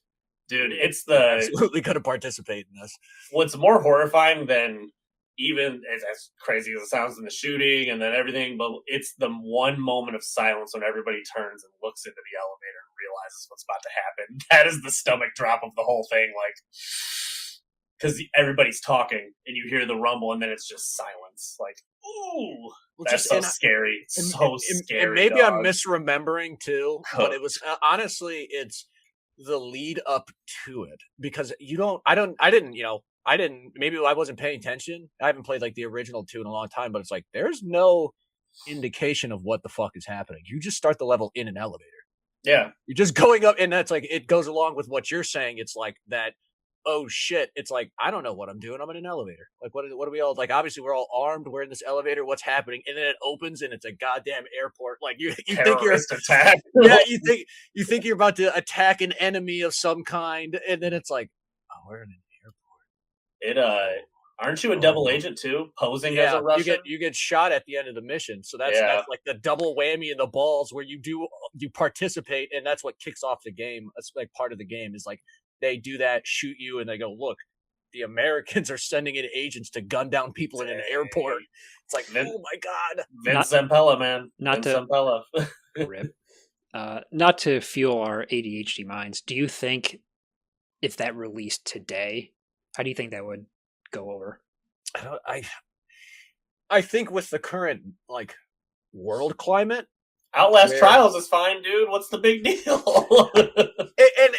and I agree. It's like it's super weird because, but then again, Outlast Trials is like you don't know what you're getting, but you know what you're getting on the box. It's Outlast, so it's going to be something super fucked up. Like I said, you don't know the extent, but you don't buy Outlast the way you buy. I buy Call of Duty not for fucking to have my world shattered. I know I'm seeing some wieners in bush. Right, I came here to shoot some bad guys and be an action star for a little bit, and maybe a little bit of tragedy, like spoilers when I get betrayed and Ghost gets shot and stuff. It's like a little bit of tragedy, but yeah, I did not sign up for this. I don't know if you were thinking or trying to forget the wieners and the Vietnam flashbacks of the game. Well, I was just thinking about Call of Duty prior to becoming lame, and Call of Duty 4, you have, I wouldn't say anything like no Russian, but you have like the scene when you're in the helicopter and then like the nuke goes off. It's like, that's super scary. And then World at War has like the opening torture scene where he's burning the cigarette on the dude's eye and cutting his throat. And it's like, man, Call of Duty was always horrific. And then No Russian took it to another level. And then isn't there like one in Modern Warfare 3 where like a chemical bomb blows up a baby or something crazy on the street? Oh, it like starts off with like people just chilling. Oh wait, no, or is that no? Yeah, that was. They're like in London, and it's like I think that's the one remake starts off like that. Yeah, which in all fairness, in my opinion, by the modern after No Russian, because No Russian is the one. Like it is the one that after that you're kind of expecting the terrorist scene to a degree. Kind of became like the psychedelic part of Far Cry's, but yeah. I mean, and that'll be my one, but I will say, even though they've definitely fallen off, Call of Duty does have they have a track record of making some pretty good like oh shit scenes. Oh, absolutely. And like an example that I would give was like the one you gave, like that Modern Warfare remake. It's like, and you could turn off all that stuff, but it's like, yeah, it starts off with like you're just watching people walk along the street, and then a fucking chemical bomb attack happens.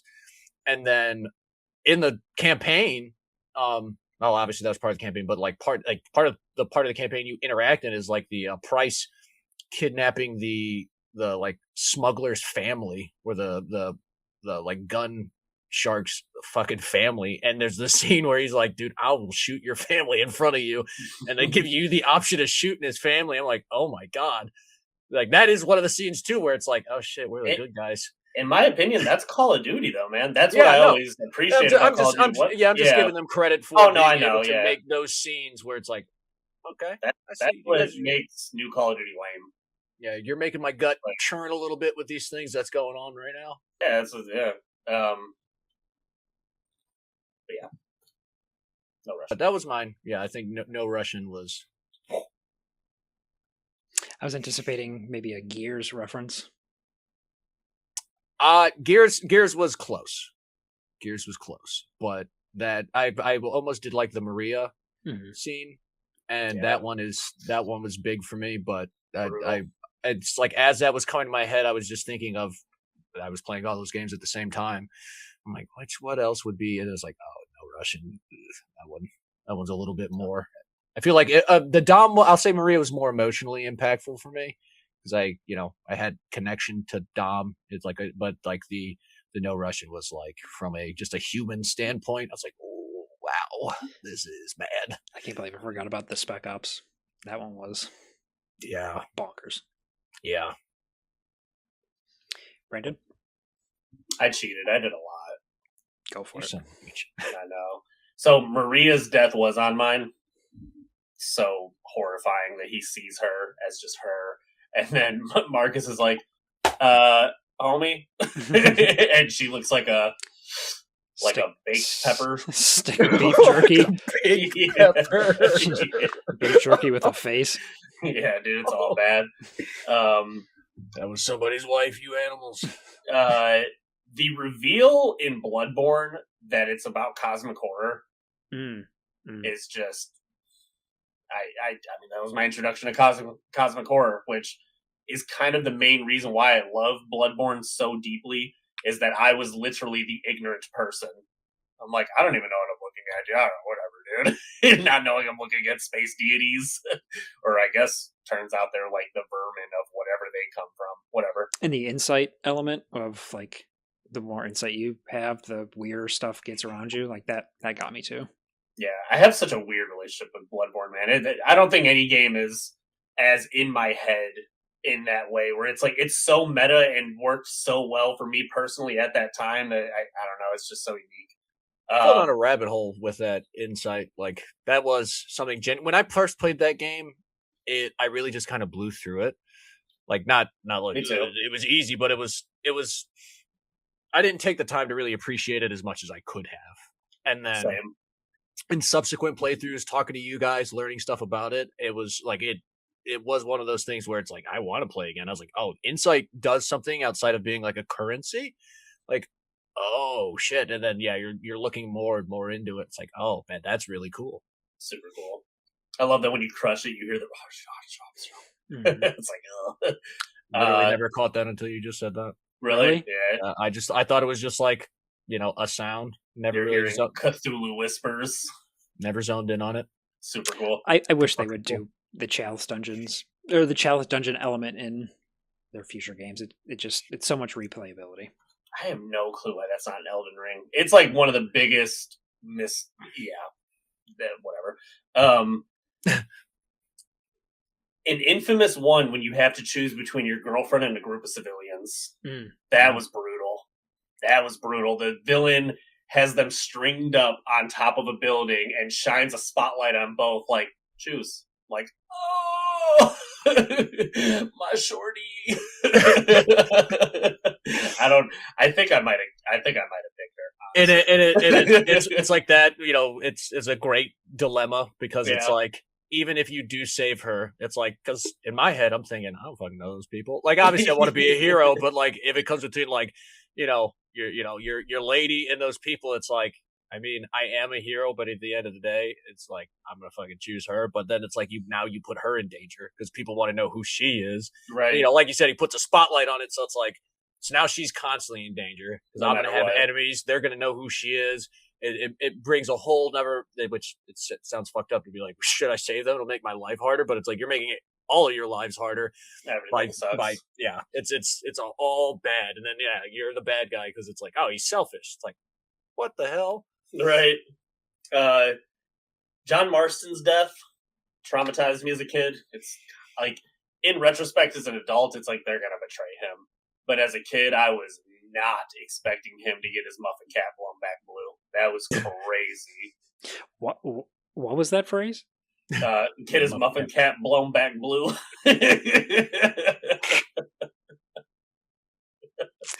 I put that on my A1 list.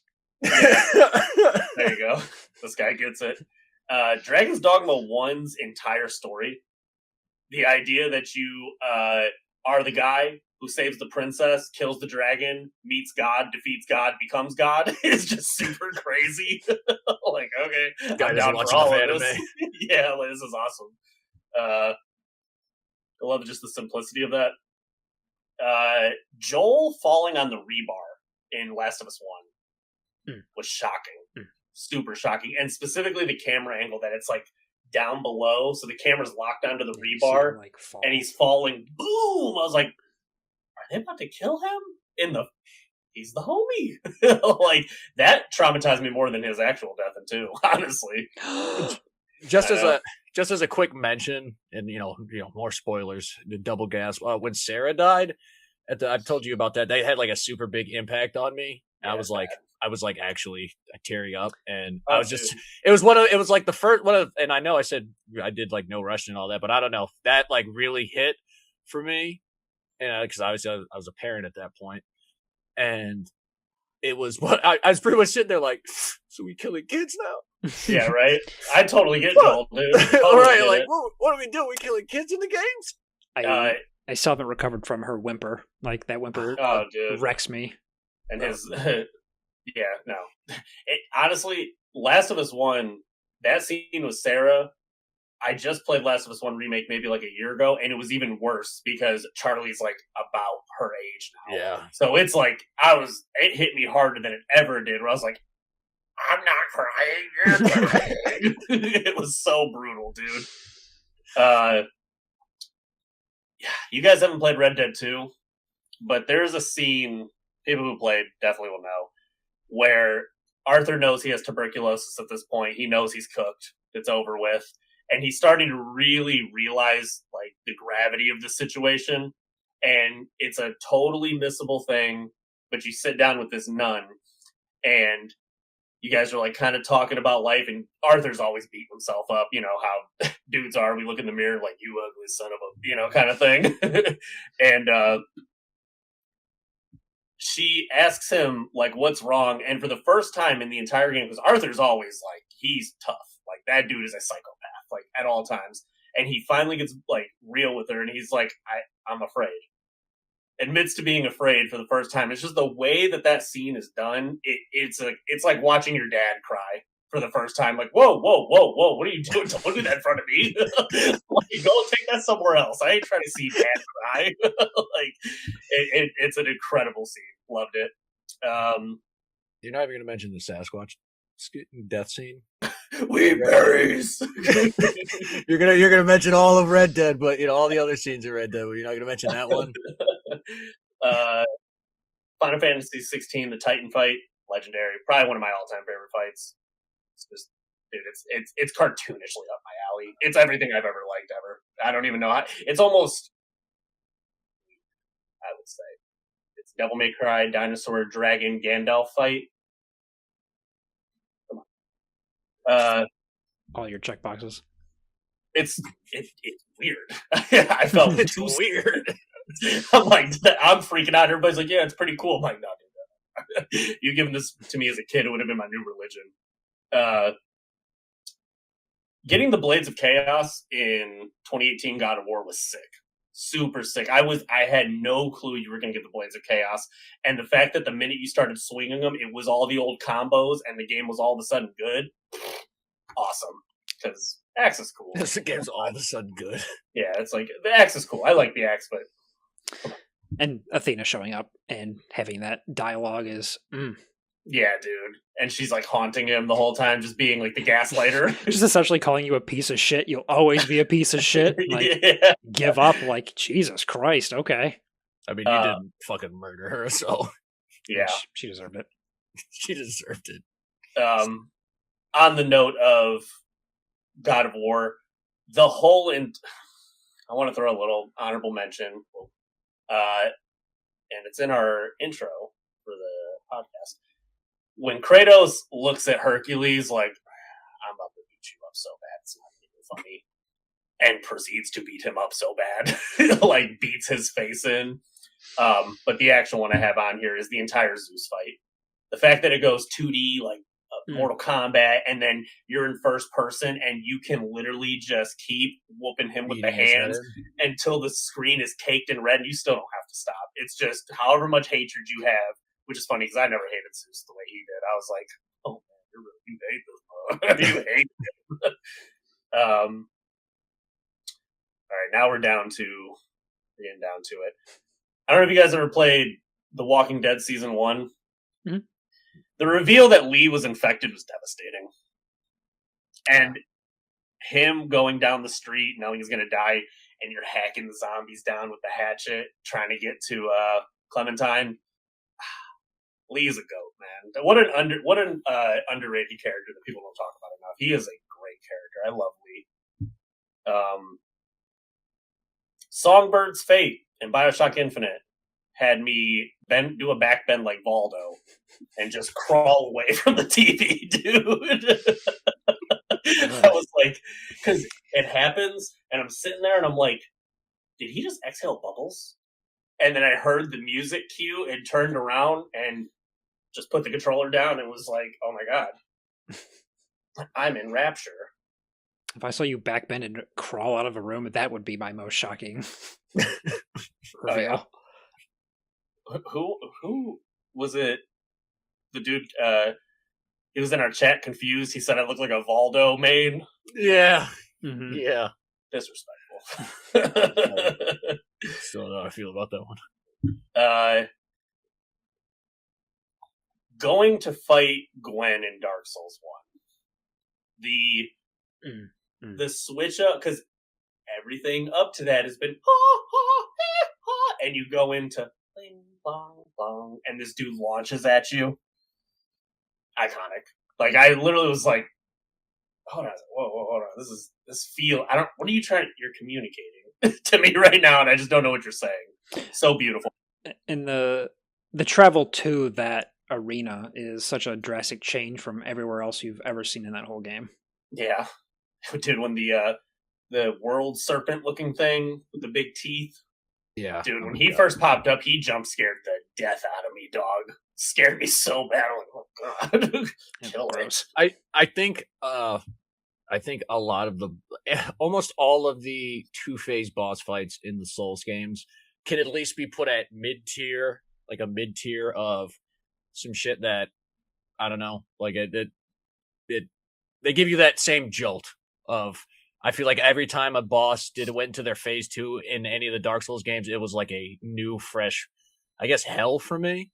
Oh, yeah. At least any of the ones that did it in a fun way, because as it always has to be mentioned, Dark Souls 2 made that just not a pleasant experience. But like, especially ones that had like big cinematics, as done appropriately, really building up that, like, just an example, like playing Ornstein and Smo, and then you kill one, and then, you know, if let's say you kill Ornstein first, and you see him get his goddamn body crushed with a giant hammer, and then he grows like 10 more feet and is electrified. I'm like, oh shit! Like, any of the secondary phases that were real, like a Nameless King, he gets off puts the bird down. It's like, oh god, oh no, I'm about to see something new, ain't I? Mm-hmm. Always did a real good job of making that second part of the boss fight really feel like it warranted. Orphan of Cause. Yeah, truly feels they nail intimidation. Like, they really make you feel like I'm gonna die right now every time without fail. I've never seen a second phase pop off, and I'm like, I got this. It's always like, well, time to learn as many patterns as I can, because he's definitely about to off me. That is something simple I like about the Gwyn fight, though, is that it's almost that, like, and as an anime fan, it's almost that like final boss energy. There's not a lot of those hyper powerful characters don't have a like pomp and circumstance. It's like you've just entered an ass whooping, which I don't think he was the hardest boss in that game at all. But it's like it was cool that it's me. I am me. You are fighting the guy now, so I have no tricks. I have no fancy bullshit for you. It's we're throwing hands. There's no more phases. It's like you beat me and you got it. That's why it's so special, because there's no cutscene, there's no extra sauce, and it's not a big, loud orchestra epic song. It's the antithesis of everything. Every game I had ever played up to that point, it threw me for such a loop. I like redefined how that could work for me, and then to double it up with Dark Souls 3, I love the Lords of Cinder fight, dude. When you get to that, you kill his first health bar, and then you get to the second one, and you get halfway through that, and it starts pling-plonging again.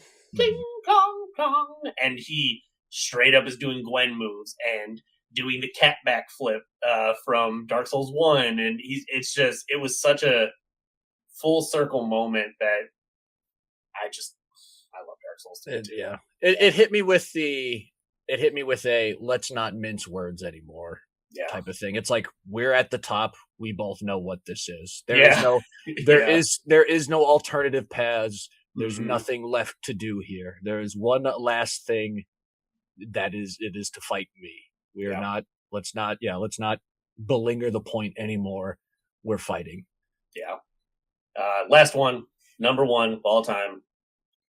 Would you kindly is the greatest twist of all time. I mean, it's just changed the ball game. I see games differently because of it. I'm hard pressed to think of another game that even has come close to that level of a twist at that many. Like, you could talk about that you could write whole essays on that. It's sick. It's just incredible. But I will shut up now. To piggyback off that, the ending of the second DLC of Infinite hit me really hard as well, considering they tied everything from the first game and Infinite and DLC to all be incorporated, and essentially Elizabeth is the arbiter and the cause of the would you kindly and ace in the hole thing. I when she was seeing the flashbacks of the events that you played through in the other games and her involvement in them to get them to happen, and the little sisters and Sally, I was like, oh my god. How did you do this? Is my first question. Like, how did you make it, I guess, make sense? But how did you incorporate all that to make it work so well? Blew my mind. So when that first came out, I was begging you to play it. I was like, please, you need to play this. We're doing a BioShock marathon too. Need that, because I remember it, but I don't remember it. Mm-hmm. You know, like I know the beginning. I think I couldn't even explain the middle part, and then I know that I remember her giving Jack the present that says, you know, would you kindly on it? Yeah. And I remember her being like in the bathroom of the airplane, looking at herself as like what would they be? The stewardess? What are they called on there? Stewardess. Yeah. Stewardess. Yeah. Flight attendant. Yeah, the flight attendant. Yeah, and her involvement with the Vigors, them learning that to make the Vigors from the plasmids, and just every element of each game incorporated with each other is just crazy. Yeah. Great. I don't have words for it. Dude, I'm really shocked that your sister hasn't played Infinite or that. Yeah. She pops up constantly, BioShock Supremacy. Talk BioShock. She'll randomly bring it up to me too. I'm like, you just need to play it. Just play it. Yeah. You gotta do it, gotta experience it. Before someone says something and spoils it for you. Like, you just need to get through it. Yeah, that's why I'm so nervous when Judas starts getting coverage. I am inappropriate. I'm flagging everything on YouTube like as a hate crime. Don't even put this on my timeline. Now that I'm thinking about it, there is, and I don't know, Vaughn, do you have more? Because I was gonna throw out two more honorable mentions, and just because Brandon threw out a few. Because I'm the biggest idiot, I left my notes at work when I was writing them down, so I'm doing all this from memory. So totally, go for it. Yeah, I got plenty. Well, first of all, I guess a game that blew my mind in terms of like just spectacle. My favorite will always be Asura's Wrath. That game, when it starts, when you get the 6 arms and you are punching that dude's finger so much that it's causing enough friction to like run up his body and blow up a planet-sized thing. And then honestly, it was the fight where you're fighting like your master on the moon. That one is what got me. It was just like him slashing the ground and it's shifting tectonic plates, and then you're fighting him, and then you're literally, he's extending the blade all the way down from the moon to the earth, and then it shows the planet where the blade came out the other end and caused a volcanic eruption on the other side of the planet. You're like, oh my god, you guys are beating each other's ass. And by the end of it, you're just legs and a head. I don't know how to describe it, but I don't think I've played a game as varied in such a short period of time as that game. Like, battle-wise, cutscene angle-wise, that game is over the top, and I don't think any game's quite reached that since. No, that game will always have a special place in my heart. And then just, something that it kind of blew my mind in games, especially as a young lad, would be when I found out there was a whole nother goddamn castle in Symphony of the Night. When I find out, that was like the first time I understood the concept of more than 100%. I'm like, oh, I guess they can just give you more than 100%. I guess they can just lie to you. I mean, in the best of ways. But yeah, me going through and being like, oh, there's a whole nother game here. Pretty much, it's a whole other place that it's like it blew my mind, and it just kind of it. Obviously, that game is of the highest of quality and standards for that genre. It was just one of those things where I don't hold anybody else to that, but it's like, I don't know, if you want to be A1 from day one in my book, a lot of times you got to give me a little something. Symphony of the Night, they did something. I guess they set the bar of doing the exploration truly being worth it. You know, instead of just beating the game, going room to room, picking up the power-ups, they really wanted you to, I guess, kind of find out. You know, they wanted you to explore the map to its absolute maximum, use items in certain ways that you wouldn't before, actually pay attention to things. It wasn't just point A to point B to get power up to go to point C. It was more to it. And I guess it was like one of the first times I was ever introduced to that as a concept in a game. And I don't know if anybody's ever done it better since. Just like, hey, it's the same castle, the big ass, very expensive castle you've been in, just upside down. Have fun. Knock yourself out. I can't believe you didn't see that coming. I did. Yeah. Shut up. Such a feat of design, too. It's unbelievable. Oh, yeah. I do feel like a heathen for not mentioning these real quick. In Devil May Cry 1, when you first fight Virgil, he's Neo Angelo. You don't know he's Virgil, but he's standing up on the castle like this with the greatsword, and it's like a organ violin, dude. Whatever song's playing right there when you fight him, dude, that scene is so epic. And then the opening cutscene of DMC3 with Lady narrating how the twins would fight, and Dante and Virgil are fighting so ferociously that they're swinging so hard that the rain can't touch them. It's creating a bubble around them, and then they stop for a second and they get soaked, which then like puts their hair over their face and whatever. It's so sick. Matrix Revolution style. Oh, is that what that's a reference to? I've never seen Matrix Revolution. They do. Yeah, go ahead. I don't know if the years align, but yeah, Matrix Revolution, the fight at the end, they like clash and it blows the rain out and it creates like a bubble, and then once the energy's gone, the rain falls back down. I think it was more of a but in the Devil May Cry thing, I'm pretty sure it's more of like it's supposed to be a testament to their skill, because it's their fight necessarily. Their fight isn't causing it. Fast. They're fighting while actively making it so the rain won't hit the ground. It's like it's like being in an MMA fight and then also trying to do hacky sack, like just to prove that you fucking can. And they're both like, yeah, I can do that. I can smack raindrops and catch your sword swings at the same time. It's like, well, I can smack rain and try to kill you at the same time. It's like, okay, we get it. You guys are on another level. Dude, they're so cool, man. I love them. And then, I do. Absolutely. I'm here for it. They're so good. And then in DMC5, when you get to the end of Virgil's story mode, you fight Dante. So you beat Dante, and then there's actually a second real fight. So you don't fight Nero. And there's an a cappella version of Virgil's song that is, dude, if you've never heard it before, please go on YouTube and listen to it. It is incredible. That dude just sold his vocals to us. Like he was like, here, I'm going to destroy these for this one song. That his voice is incredible. And right when it starts, Virgil, and it for me it was emotional just because it's Devil May Cry. That's been since I was 5-6 years old. And Virgil saying to Dante, all things end, Dante, even us. And then it's the final fight where you guys are in your ultimate form, and then it ends with them in hell. Even though they're like, all right, well, like, it's kind of like that, only I can fight my brother. Only I'm killing my brother. So they're fighting all of hell and defending each other, but still trying to whoop each other at the same time. It's like, that's good. So cool, dude. So good. Beautiful ending.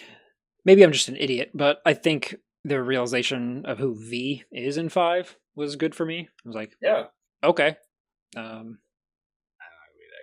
I thought it was too, I thought it was too obvious, so I was like, it's not him. Like, this has got to be something more. I was like, they're kind of on the nose. When he's like, my name is. There's literally a cutscene where he does that. Yeah, it's like I don't know. Me personally, I was like, I'm not being like you're a dummy, but it's like I'm like, there's no way that they're just softballing this one to me. I prefaced it with I'm a dummy, so it's okay. I'd say you're I would disagree with that sentiment, but I don't. It's one of those things of. I knew it was Virgil, but at the same time, I was surprised in the way that they did it. The idea that he separated man from devil, and Urizen is the pure power, and then it's funny that Virgil is this little emo boy walking around with like a poetry book, because that is the irony of Devil May Cry, is that Dante comes off as the immature one, and Virgil's the mature one, but Virgil's really emo and can't get over what happened. And Dante's like, dude, are you going to get over this? Or like, what's the verdict here, dude? And just the way they made his combat was just so, like, not Virgil at all. So I was like, this is okay. Yeah, that's part of what kept me on my. I'm like, I don't see where this ties. And I guess go with both of your points. It's like, I don't see how this ties back in. It's like, I feel like they're baiting me because I don't see how this guy is related to Virgil in whatever way he's related to. But also just want to throw out how sick of a reveal it is that the way Dante gets his true sword is by stabbing himself, because homie's been getting stabbed by his sword the entire series. He's like, wait a minute, boom, he does it so fast too. I forget who's with him. I think it's maybe the bird or something, but like, whoa, what are you doing? let the intrusive thoughts win. Yeah, instantly. Last of Us 1, but it was the fungus grows in the brain. And just the realization of Joel being like, okay, what about it? And they're like, it's going to kill her. And he's like, we need to leave. That was a heavy one. Just proceeds to kill a whole town and leave. And then the Marlene just final bam. Like, whew. Yeah. Okay. Dude, when he has the dude up against the wall and he's like, where's the surgery room? I don't have time for this. He gave him a tenth of a second. Boom! Oh, boom! Where? Like, yo, give me a second to talk, dude. Yeah, it was. You know where the damn room is. It's the realization of like, I don't have time for this, and it just like stops, and the guy goes, "Keep moving." He's like, "No," and then knocks it. Whew, man. Dude. Joel's the goat. Yeah. Joel's the goat. I had one for Last of Us 2. His forearms are like this big. They're like quads, dude. That dude is made for strangling, dude. Oh, the scene where he captures the two guys after he gets better. Dude. Yep. And it's my favorite Last of Us scene. Well, I believe him. Oh, okay. Oh, you're fucked. I knew you were crazy, but now I know for sure. Right, like you are not a joke. You're not one to be taken lightly. In Last of Us 2, when Joel's getting killed and Ellie screams, "I'm gonna kill you," dude, her eyes look insane, guttural, super feral, crazy. It's like one of those uncanny valley things we were talking about. It's like, it looked like a real woman going through primal rage right there. Like she was. And then when she's playing the guitar and remembers Joel and puts her head down, that part was devastating. I was like, oh. Yeah, I guess also with Last of Us 2, two more elements of the switch of you to Abby. Yeah. I was like, okay, this is dramatic. And then that final scene with like her realizing I need to end this here, and then the Joel on the porch scene is so good.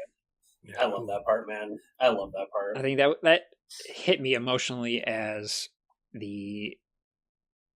his daughter dying in the first one, kind of like full circle of like, Jesus Christ, that I need to not talk to anyone and just lay face down in the bed for a little while and take it all in.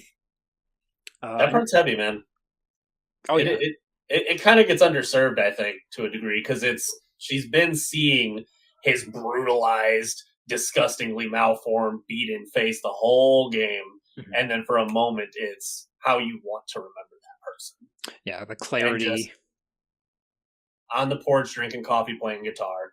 Like, old man Joel, just like, damn, man, And she spent all her time being kind of an angry teenager about it. Rightfully so, though. He did her absolutely dirtball. But like, but just to have that, that's the thing about Ellie that I think it's underserved is just she is a teenager. Mm-hmm. Yeah.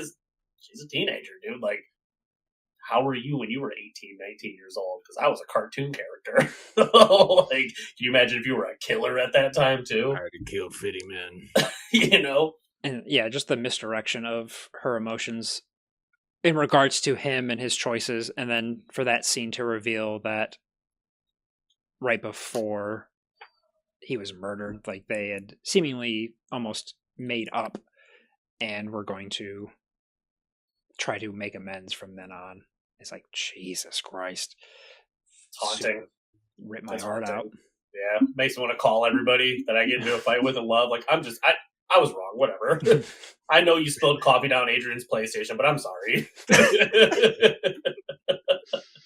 I know you didn't apologize at all for it. It's not a big deal, really. Wounds are raw. Hypothetically speaking, Totally if that happened. If that would happen. Hypothetically. Days Gone, the ending of ending of Days Gone, yeah, where you learn that all this intel you're giving to that military group is to help them make that infection better, and that they are infected and they're evolving. It's like, what? Like, he takes the New World Order very well made it be on its way to just being this mutant race. Like, they've got it under control, and ultimately it doesn't look like it's that bad. It's like alopecia, but now you're super strong and super Everybody's fast. Wesker. Right? Yeah. I didn't know that's what that game ended on. That is crazy. You have to do all the stuff in it. Yeah, you have to do specific missions with helping that one scientist, and then once you finish all of them, you meet him with some other agents, and he takes the helmet off, and he's like almost Deadpool like, where it's almost like a scarred face, but it's really smooth, and he's like breathing like one of the freakers, but it's his voice is weirdly like echoey, and you could tell that it's a different level of infection, and he's like, thanks for getting this information. He's completely coherent, though. Yeah, and then he jumps like 10 feet up in the air to grab onto the helicopter, like effortlessly jumps from the ground like 10, 15 feet in the air to the helicopter, and they take off. Like, yeah, Deacon's like, what's going on? Like, are you going to tell me any more? And he's like, you can't stop us anymore. This is inevitable. And then the helicopter starts to take off, and yeah, like Adrian said, he like leaps up into the helicopter. I'm like, see what? And I promise I won't derail this too much. This goes back into selective outrage, because everybody was like, freakers, that's so boring. And now you're telling me that this ending had a crazy, sick, unique twist, and they've already canned it. Days Gone is done. I hate. That'll loop back into corporate greed, and it'll be a whole rabbit hole. I mean, even minus the corporate greed, I low-key blame gamers on that one. Everybody was super brutally hard on that game for no reason whatsoever. Like, I came in tardy to the party, so I just kind of enjoyed it for what it was.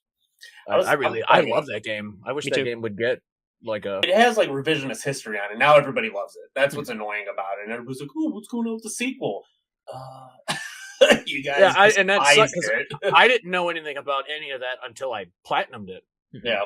And I'm like, fuck yeah, dude, I hope they're doing more with this game. And I'm like, what the fuck is going on? What do you mean?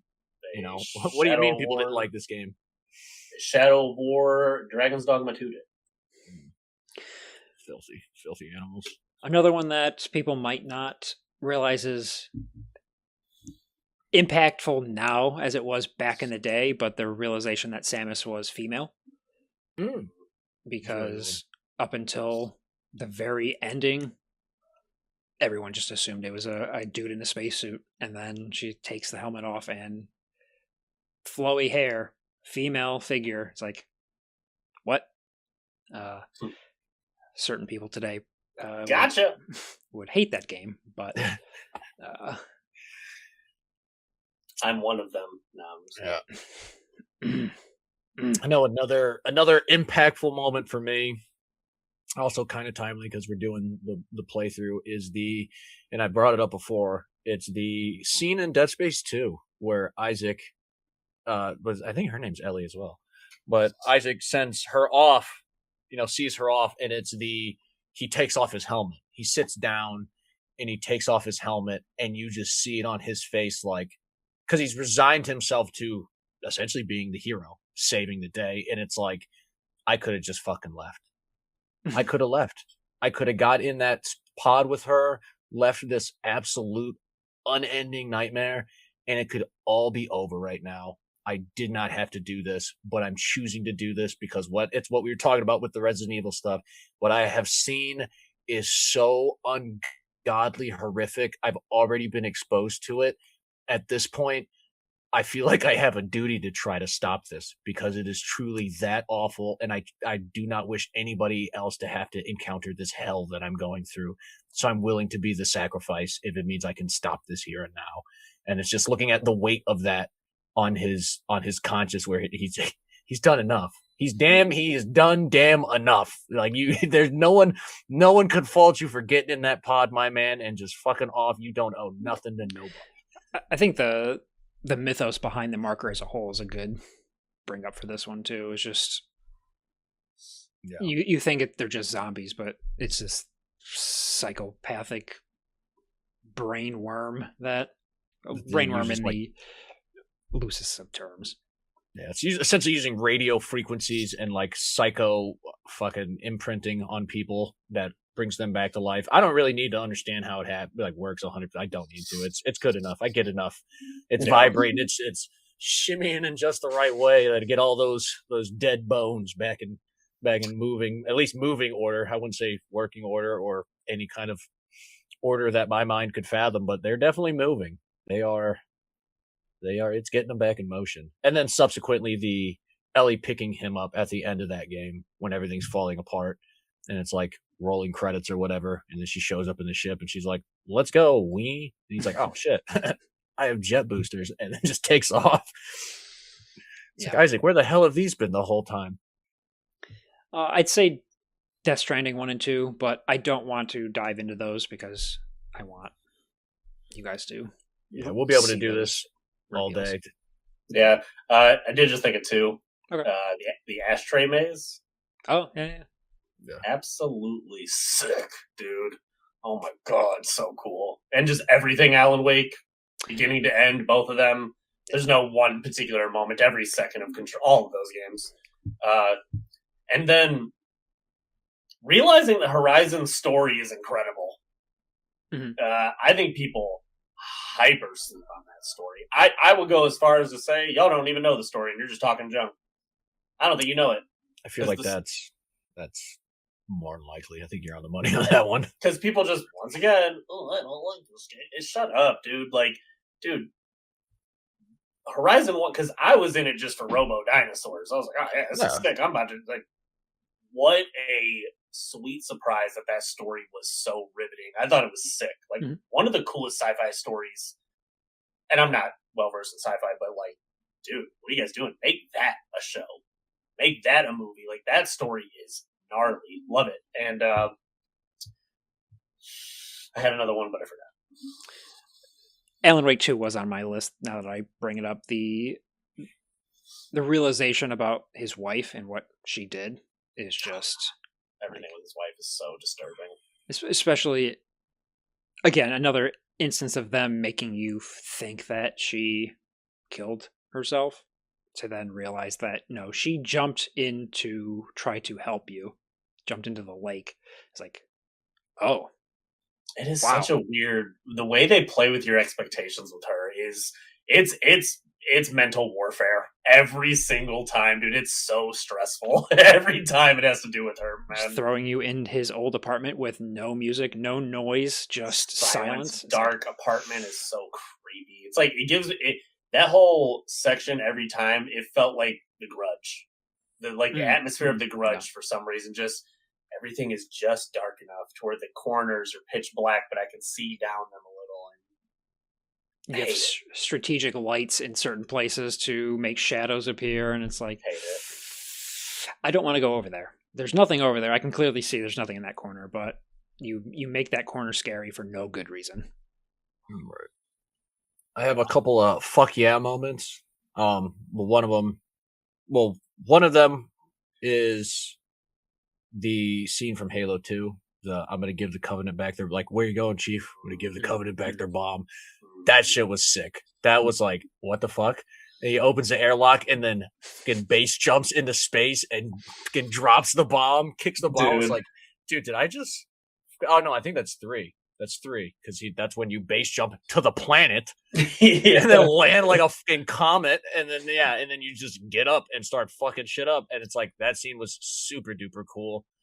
And I think I know it can go forever, but it's like the end of Halo 1. I know the other like 2 does it as well, but like the run at the end of 1 with the Warthog was just a super cool cinematic masterpiece of a moment that you got to actively participate. And sometimes it's super shitty, and like, you know, RNG's not with you, and the fucking Covenant like pre-throw a grenade and you flip and you die, so it doesn't get to be the whole thing. But you know, it's still like even just like it's like, get the Warthog back up and running. Like, we got to get the fuck out of here, dude. Go ahead. No, I was gonna say, I don't know how you guys feel about it, because it's got spoiled for me, and I look forward to experiencing it, but I haven't. It's in Space Marine 2, and I don't know if it would mean anything to you guys specifically. I wouldn't even know what you're talking about, even if you explained it. I mean, it's in the towards the end of the game, and Marnius Calgar shows up, and that's the only reason I think it means anything. Marnius Calgar is it named 40k character, so already fucking goated. But Marnius Calgar is super fucking cool. He's an absolute dog of dogs, and 40k. So like the idea of him showing up to help you is fucking cool. And they do something similar in the Chaos Gate game as well, and it's just another chapter master of the Grey Knights, who are like the demons. I swear I'm not going to go to a whole 40 danger. But no, I was thinking about something else. Go ahead. He's the old chapter master of the Grey Knights, and essentially for like there's like a curse put on him where he is Kaldor Drago, and he is always stuck in the warp, which is 40k hell, and he has been for many, many years. And that's part of like the Warhammer lore, is like sometimes he will just show up places. Like if there's a bunch of demons, it happens in stories where it's like he's a one-man army. He's Doom Guy. He's Doom Guy. He's actively fighting demons at all points in time, all the time. He just went into hell itself to just fuck shit up, and he has like crazy warp powers now. So he's pretty much like a demigod, more so than, you know, any other Space Marine. But it's like, it's always cool in the lore where they're like, yo, they got pushed back. It's like a fucking like a WWE Undertaker entrance. It's like everybody's like, dude, it's there's nothing else we can do. We're fucked. There's demons all over the place, and then you just hear like wow, and like Kaldor Drago comes through the portal. He's like, yeah, they fucked up. You know, it's because, like I said, he's like cursed to be stuck in the warp. So it's like, you guys fucked up this planet so bad and made it so warp contaminated. Now I get to come out and beat the shit out of every demon here with my giant flaming sword and my, you know, giant pendulum balls, and just kick everybody's ass. So it's like super exciting anytime in the lore where a named character gets to show up. And Titus is now gonna be within that pantheon because he's canon now. Yeah. But like, yeah, and named 40k characters, pretty much if a character gets like they all get named within the books to let you know. But it's like once you're an established named character, you pretty much just you came here to fuck. Every time you show up, you're a problem. So it's always a nice little treat every time you're playing as like just a guy and the guy shows up. And that's the scene where Marnius Calgar shows up on the gunship and just starts machine gunning everybody. You're like, yes, fucking Marnius Calgar. We're definitely going to win now. I think for me also with Doom 2016, the realization of who you are, like, you know, you're the Doom guy. And we, at least for me, and I assume all three of us, understand that the Doom guy's cool, but then realizing who you are in Doom 2016 and why you're there as like, Jesus Christ. Like, the demons are scared of me? They had to Okay. lock me up because they couldn't kill me. They had to pretty much incarcerate me and hide me. Yeah. Like, don't open that. There's something terrible in there. He's alive. I know he's alive. Vaughn, did you play Dark Ages? No. Lord have mercy. I gotta play it. It's been downloaded. I just gotta hop on it. It's man, if you guys like all that stuff. Oh my god. It's so good, dude. Doom Guy's that guy. On a quick one, any gameplay moment throughout the entirety of Shadow of War is legendary. Just, I would say if I had to narrow it down, when the realization happens that you're a Nazgul, and then you get Nazgul powers, and everybody you're killing, you could just resurrect as a zombie army, and then the game turns into an endless end game of fighting for territory over the castles, and you're waging wars and setting up everything. That's the second one, right? Yeah. Shadow of Mordor. Shadow of Mordor. Yeah. I'm sick to my second one. You haven't played Shadow of War? I played the first one. I didn't play the second one. I didn't play part of Shadow of War. I won't lie to you. We all know, and by we, I mean the three of us. I'm not the biggest Lord of the Rings fan, but I did enjoy Shadow of Mordor, and from your excitement with the second one, I do agree that series is really good and made you feel super awesome doing the things that you could do, at least in Shadow of Mordor. Not to go on a whole tangent of Shadow Mordor, but War is like so much better than Mordor. It's crazy. Mm-hmm. Mordor becomes obsolete. I would never in a million years ever play that game again. But it's not really because of the Lord of the Rings of it. The story and lore in it is like, it's whatever. It's Shadow of War it feels like toys is the best way I can put it. It is in my opinion, one of the greatest sandboxes of toys that has ever been made. Just the amount of pieces that are all interacting and causing dynamic situations left and right, and the builds you make, and then you're waging full-scale wars. Did you ever play it, Adrian? I played part of it. I'll be honest with you, I didn't really care about the whole Nemesis system. I get that I give it credit for what it is. But like that, like almost micromanagement of the guys, I didn't care about that at all. I didn't care for that. I loved the game as a whole. Like I love the combat in that game. I love the powers. I am a Lord of the Rings fan, so my pickle gets tickled by the little fun little. That's interesting because you're into strategy. Yeah, but I feel like I'm not actively playing enough of a hand in it. I think is part of the problem for me. I think you didn't get far enough in. Yeah, I mean, I will give you a caveat with that game.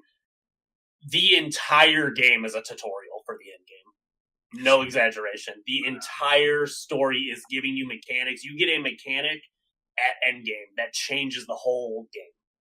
The whole thing is a tutorial. See, and mechanic after mechanic, and it just keeps layering and layering. Because if they gave you the whole thing off rip, you wouldn't be able to comprehend it all. And it's, I mean, I don't know. I'm of two minds about that because I do get what you're saying because it's it takes the whole thing, it takes a lot to master it. But there's games that have kind of kind of put the main game in the game from the start, and I don't mean that in a ridiculous way where it's it's the game, so you're playing the game. No, I mean there's games where the true essence of the game is available from the start of the game. Witcher. It's you could play Gwent the moment you start that game up. Yeah, I'm not saying it's necessarily a good design. And you're moving. Yeah, I'm not necessarily saying it's a good design or anything. It just, I don't think it's until the third map that you even unlock the ability to take orcs over completely. And then it's not until the fourth map that you even can wage wars on castles. And then you start getting to where you can really just sit back and tell orcs to go assassinate this guy, or hey, you can take an orc and tell him to go be the bodyguard of one of the war chiefs who runs the place, and you can do that for all the war chiefs. You can literally walk into a castle and your espionage just starts taking off until you walk up to the boss fight. But you don't even got to go to battle. You can truly chess piece it or go full on action game. And everything in between. It's insane. It really is an insane game. But digress. No, I mean, when I have more time, it's one of those ones where it's like, I don't remember why I didn't finish, but I don't know if something else came out and Slow I feel start. like that. Yeah. Slow start in the game and the story sucks. So, but what a sell. Yeah, when more time, like, yeah, you're not moving it up on the roster of when I get more time, I'll play that games. But you know, slow start, bad story, one of the best games ever made. I no other way to put it though. Once you get over that hill, there's nothing like it. Good thing there are no games out there to play. Yeah, right. I just because I don't want to be biased about it and be like it's incredible the whole way through to get you to play it, but it doesn't. I mean, you might not. I know it's one of those things where it's like I can appreciate that we have different tastes to a degree. There's a lot of in common, but it's like I'm not gonna be like, Brandon, you fucking lied to me. It's like, no, you enjoyed this. It's like, yeah, you could say that it is a fantastic game, start to finish, if you wanted to, and I'd be like, if I played it, I wouldn't be disappointed. I wouldn't feel betrayed. I'd be like, no, well, Brandon clearly enjoys this more so than myself. You know, I find it unlikely I'd be like, Brandon, this fucking blows. Yeah, but like, if you do ever get to it, I swear to God, this isn't like my tick talking. It is a game that is better if you put it on a higher difficulty because it has nothing to do with damage. Hear me out. It has nothing to do with damage. I mean, there is like a couple difficulties that gets that, but you don't got to do those. But it makes the Nemesis system more relevant, varied. Yeah, because if you go on normal mode, it's like the Nemesis. That's probably why you quit. Honestly, is because the Nemesis system doesn't really get cool until way later on normal. But if you do it off rip, you're getting crazy stuff in the first area. Like blood brothers are mad, everybody's getting revenge, people are setting fires. It's just insane. But not like that system will ever go anywhere other than those games. Sons of bitches, dude. I just stupid petty thing, and then to stop making them. On top of it, it's like, well, you guys are fucking eating. You had potential for free money coming in. Why are you this way? You good on that one? I'm good. Sweet. I'm sure we can bring it up again. I'm sure many of these will find some way to reemerge at some point. Oh yeah, as they have a hold on our souls. Alrighty. Well, that's been it for Case 14. Thank you all for sticking it out this long. We had quite a few tangents there, but all good conversations. I think all three of those are really, really good. Quite enjoyed them. Yeah, that was fun. Yeah. As usual, once again, socials down in the corner there. Make sure you follow, like, subscribe, hit that bell so you can watch us stream. We're going to start doing that on a more regular basis. We'll get some schedules out. Like we said, once Control gets a date, we're going to do some Remedy stuff. Once Animusha gets a date, we're going to do some of that. We're going to try to keep it relevant based on some new releases that come out. So enjoy it. Enjoy us. We enjoy you. Send those topics in. We like to hear it. You might hear your topic on the show. We'll call your name out. Give you some fame and fortune, maybe. But it's been Vaughn, Adrian, and Brandon. We'll catch you on the next one. Later, guys. Take care.